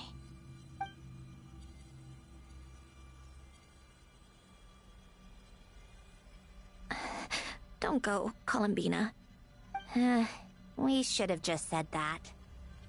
Why didn't we? If we had, would the story have had a different ending? She couldn't stay. There was no future for her here. She would have just faded away. You're right. I suppose that's why you call me an anomaly. Every time you make a decision, there's a voice inside your heart. My voice, asking to contradict all logic and reason. Why didn't we make her stay? Is it worse to fight for something just to lose it? Or not to have fought at all? Don't you find it unfair? One by one, we keep losing the things we care about the most.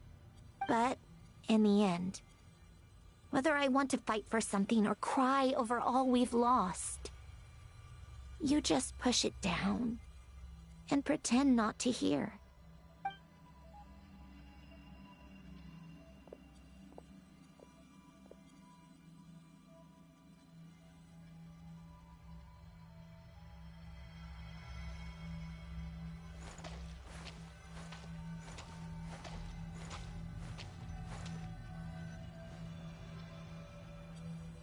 And now, even Polonia, the other half of Alen's legacy, the last remaining member of our family, even Polonia is no longer with us. I did everything I could, but it's just like Alen always said. Polonia was one of a kind. There was no replicating what he managed to create. Don't you feel like our connection to the past is fading bit by bit? Like, even the things we have left are slowly slipping away. I suppose. But you can't move through life without having to say goodbye. And even as we experience loss, there are always new things to be gained. Ever so logical. What's your take, then? It feels like the more I care about something, the faster the world takes it away. It sounds so stupid, but I can't help it. That's the hand life has dealt me time and time again. Why even fight for something that's just going to be lost in the end? Better to never have had it at all. Better if it would all just disappear. Dark, I know. But the heart wants what it wants. Maybe the stellar linchpin appeared because of me. Because of what I wish for. I don't think so. Yeah, probably not. What an anomaly wants goes against all logic and reason after all. Well, go ahead and do what you came for. You're here to resolve the anomaly, aren't you?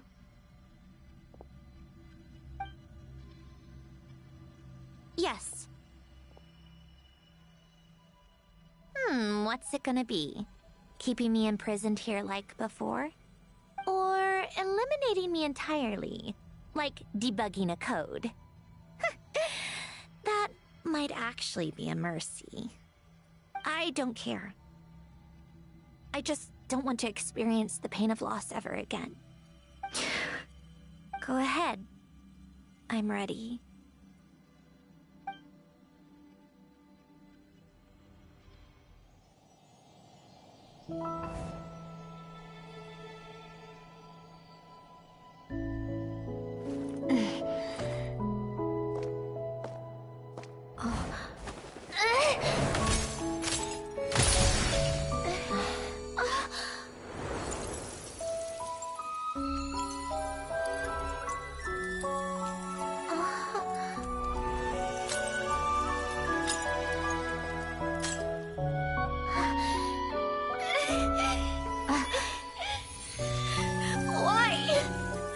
Why do we keep losing everything we care about?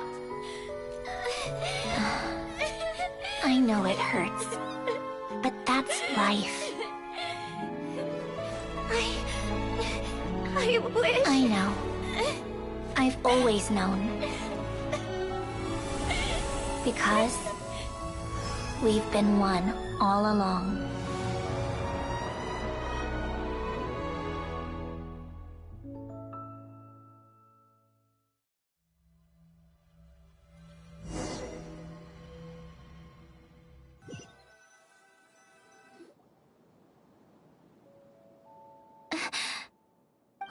Syndrome?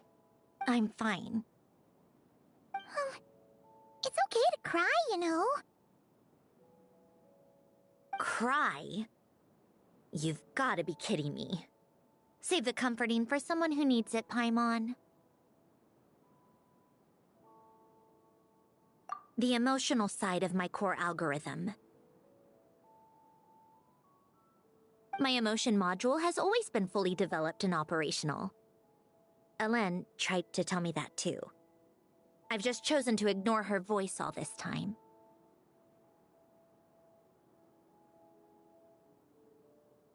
I suppose. Huh. Come to think of it, it's kind of like the aquarium on the ship. The aquarium? The old me took one look at it and saw something I would inevitably lose. So I stopped putting in the effort. Then, one by one, the fish all swam away, and the place became even more bleak and depressing. Pretty pathetic, right? Don't say that! A lot of people would feel the same. It just shows how much you care about what you have. Now? After seeing what you've done with the aquarium, I have to admit. I think it's beautiful. It's, like you said, we get to keep the things we gain along the way. And those are things that can never be replaced. Because we choose to hold them in our hearts. Well said! Besides, I've already died once. I'd be stupid not to make the most of this second chance.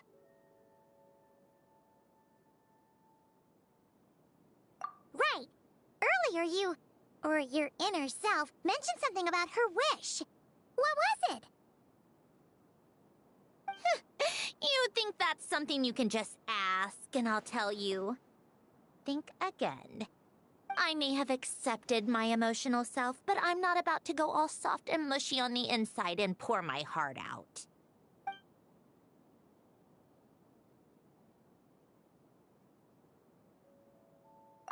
That said, taking a step in the right direction couldn't hurt.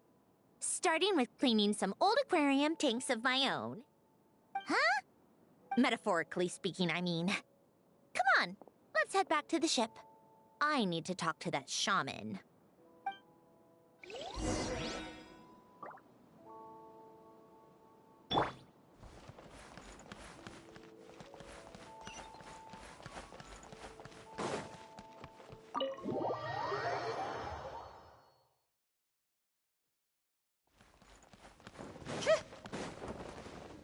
Yeah.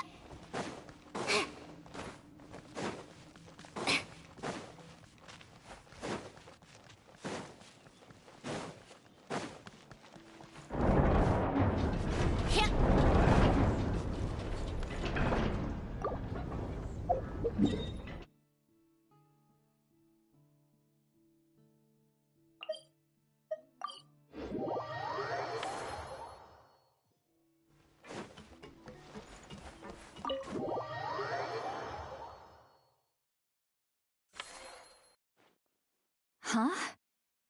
Resentful lost souls? You couldn't get comfortable sleeping near the Opera Epicles, right? Well, I bet that's why. The Fountain of Lucine is where all the water in Fontaine gathers. So that's where the emotions within the water converge as well. Hold on. If it's souls we're dealing with, feeling uncomfortable should have been just the beginning. I should have been able to hear their voices or something. And under normal circumstances, I'm sure someone of your talents would have. The problem is, these souls are no longer complete. Remind me how they ended up like that again? You mentioned something about them being split apart? Yes, it's called soul severing. Renee of the Nartsitzenkreuz Ordo came up with it. After learning of Fontaine's impending doom, Renee thought if he could find a means for the soul to live on in perpetuity, it might ensure the world's salvation. Soul severing was the first step of his research. Unfortunately, his theory of the four orthants was imperfect at the time, and a failure along the way caused his physical form to dissipate. Jakob, another member of the Nartsitzenkreuz Ordo, sought to carry on Renee's legacy and restore his physical form. He even used some of the people who stood in his way as test subjects for his research. By severing their souls? Yes. After Renee successfully awakened, the two continued their research, and all the severed souls ended up merging into Renee's consciousness. After you saved Fontaine by turning Fontainians into true humans, these souls returned to the ley lines.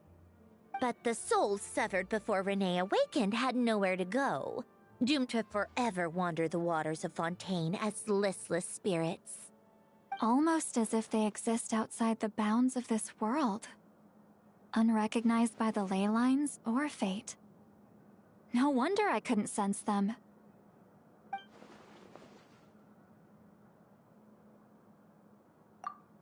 Not only that, but over time, they began to fuse with other entities.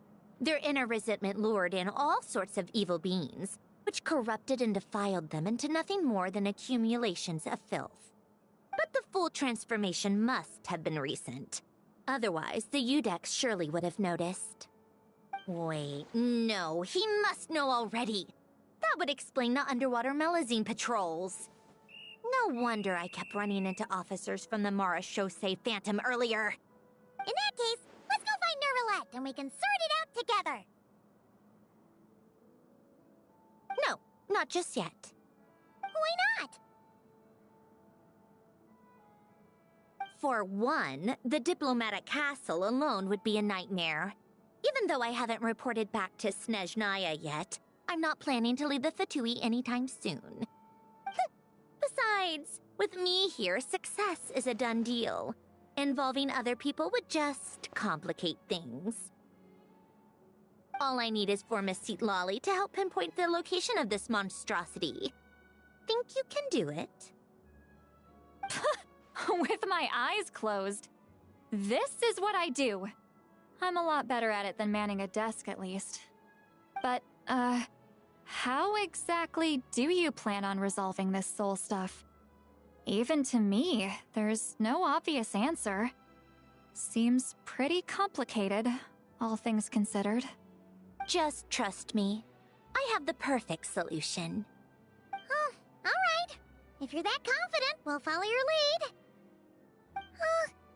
Why the sudden interest in helping Fontaine with this, Androne? You never knew Renee and the others, right?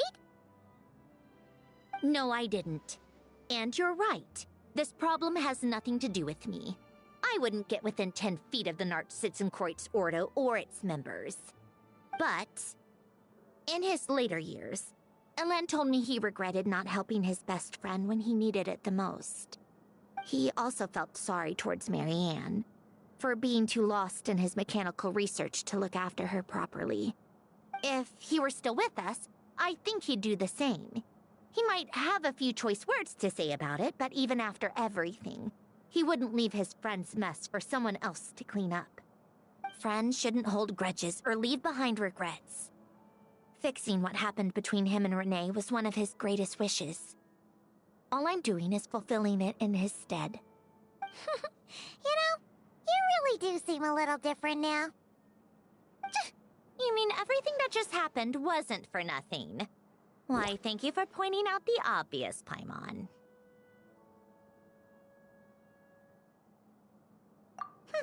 Just washing off the grime of the past. Turns out, a lot can build up after being ignored for so long. What's this about aquarium tanks all of a sudden? They go off on some grand adventure and what?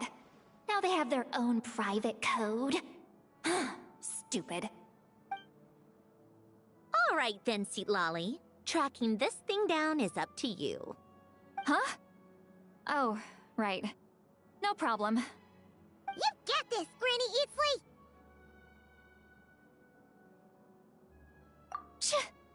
You! Come with me to Hotel de Boer for a drink. Right now. Why? Because I said so! Miss Guillotin, I'll report back on the location tomorrow morning. Just need a drink or two first to bolster me up. Well, don't let me keep you. All right, you. Time to go. I've got scores that need settling. Huh?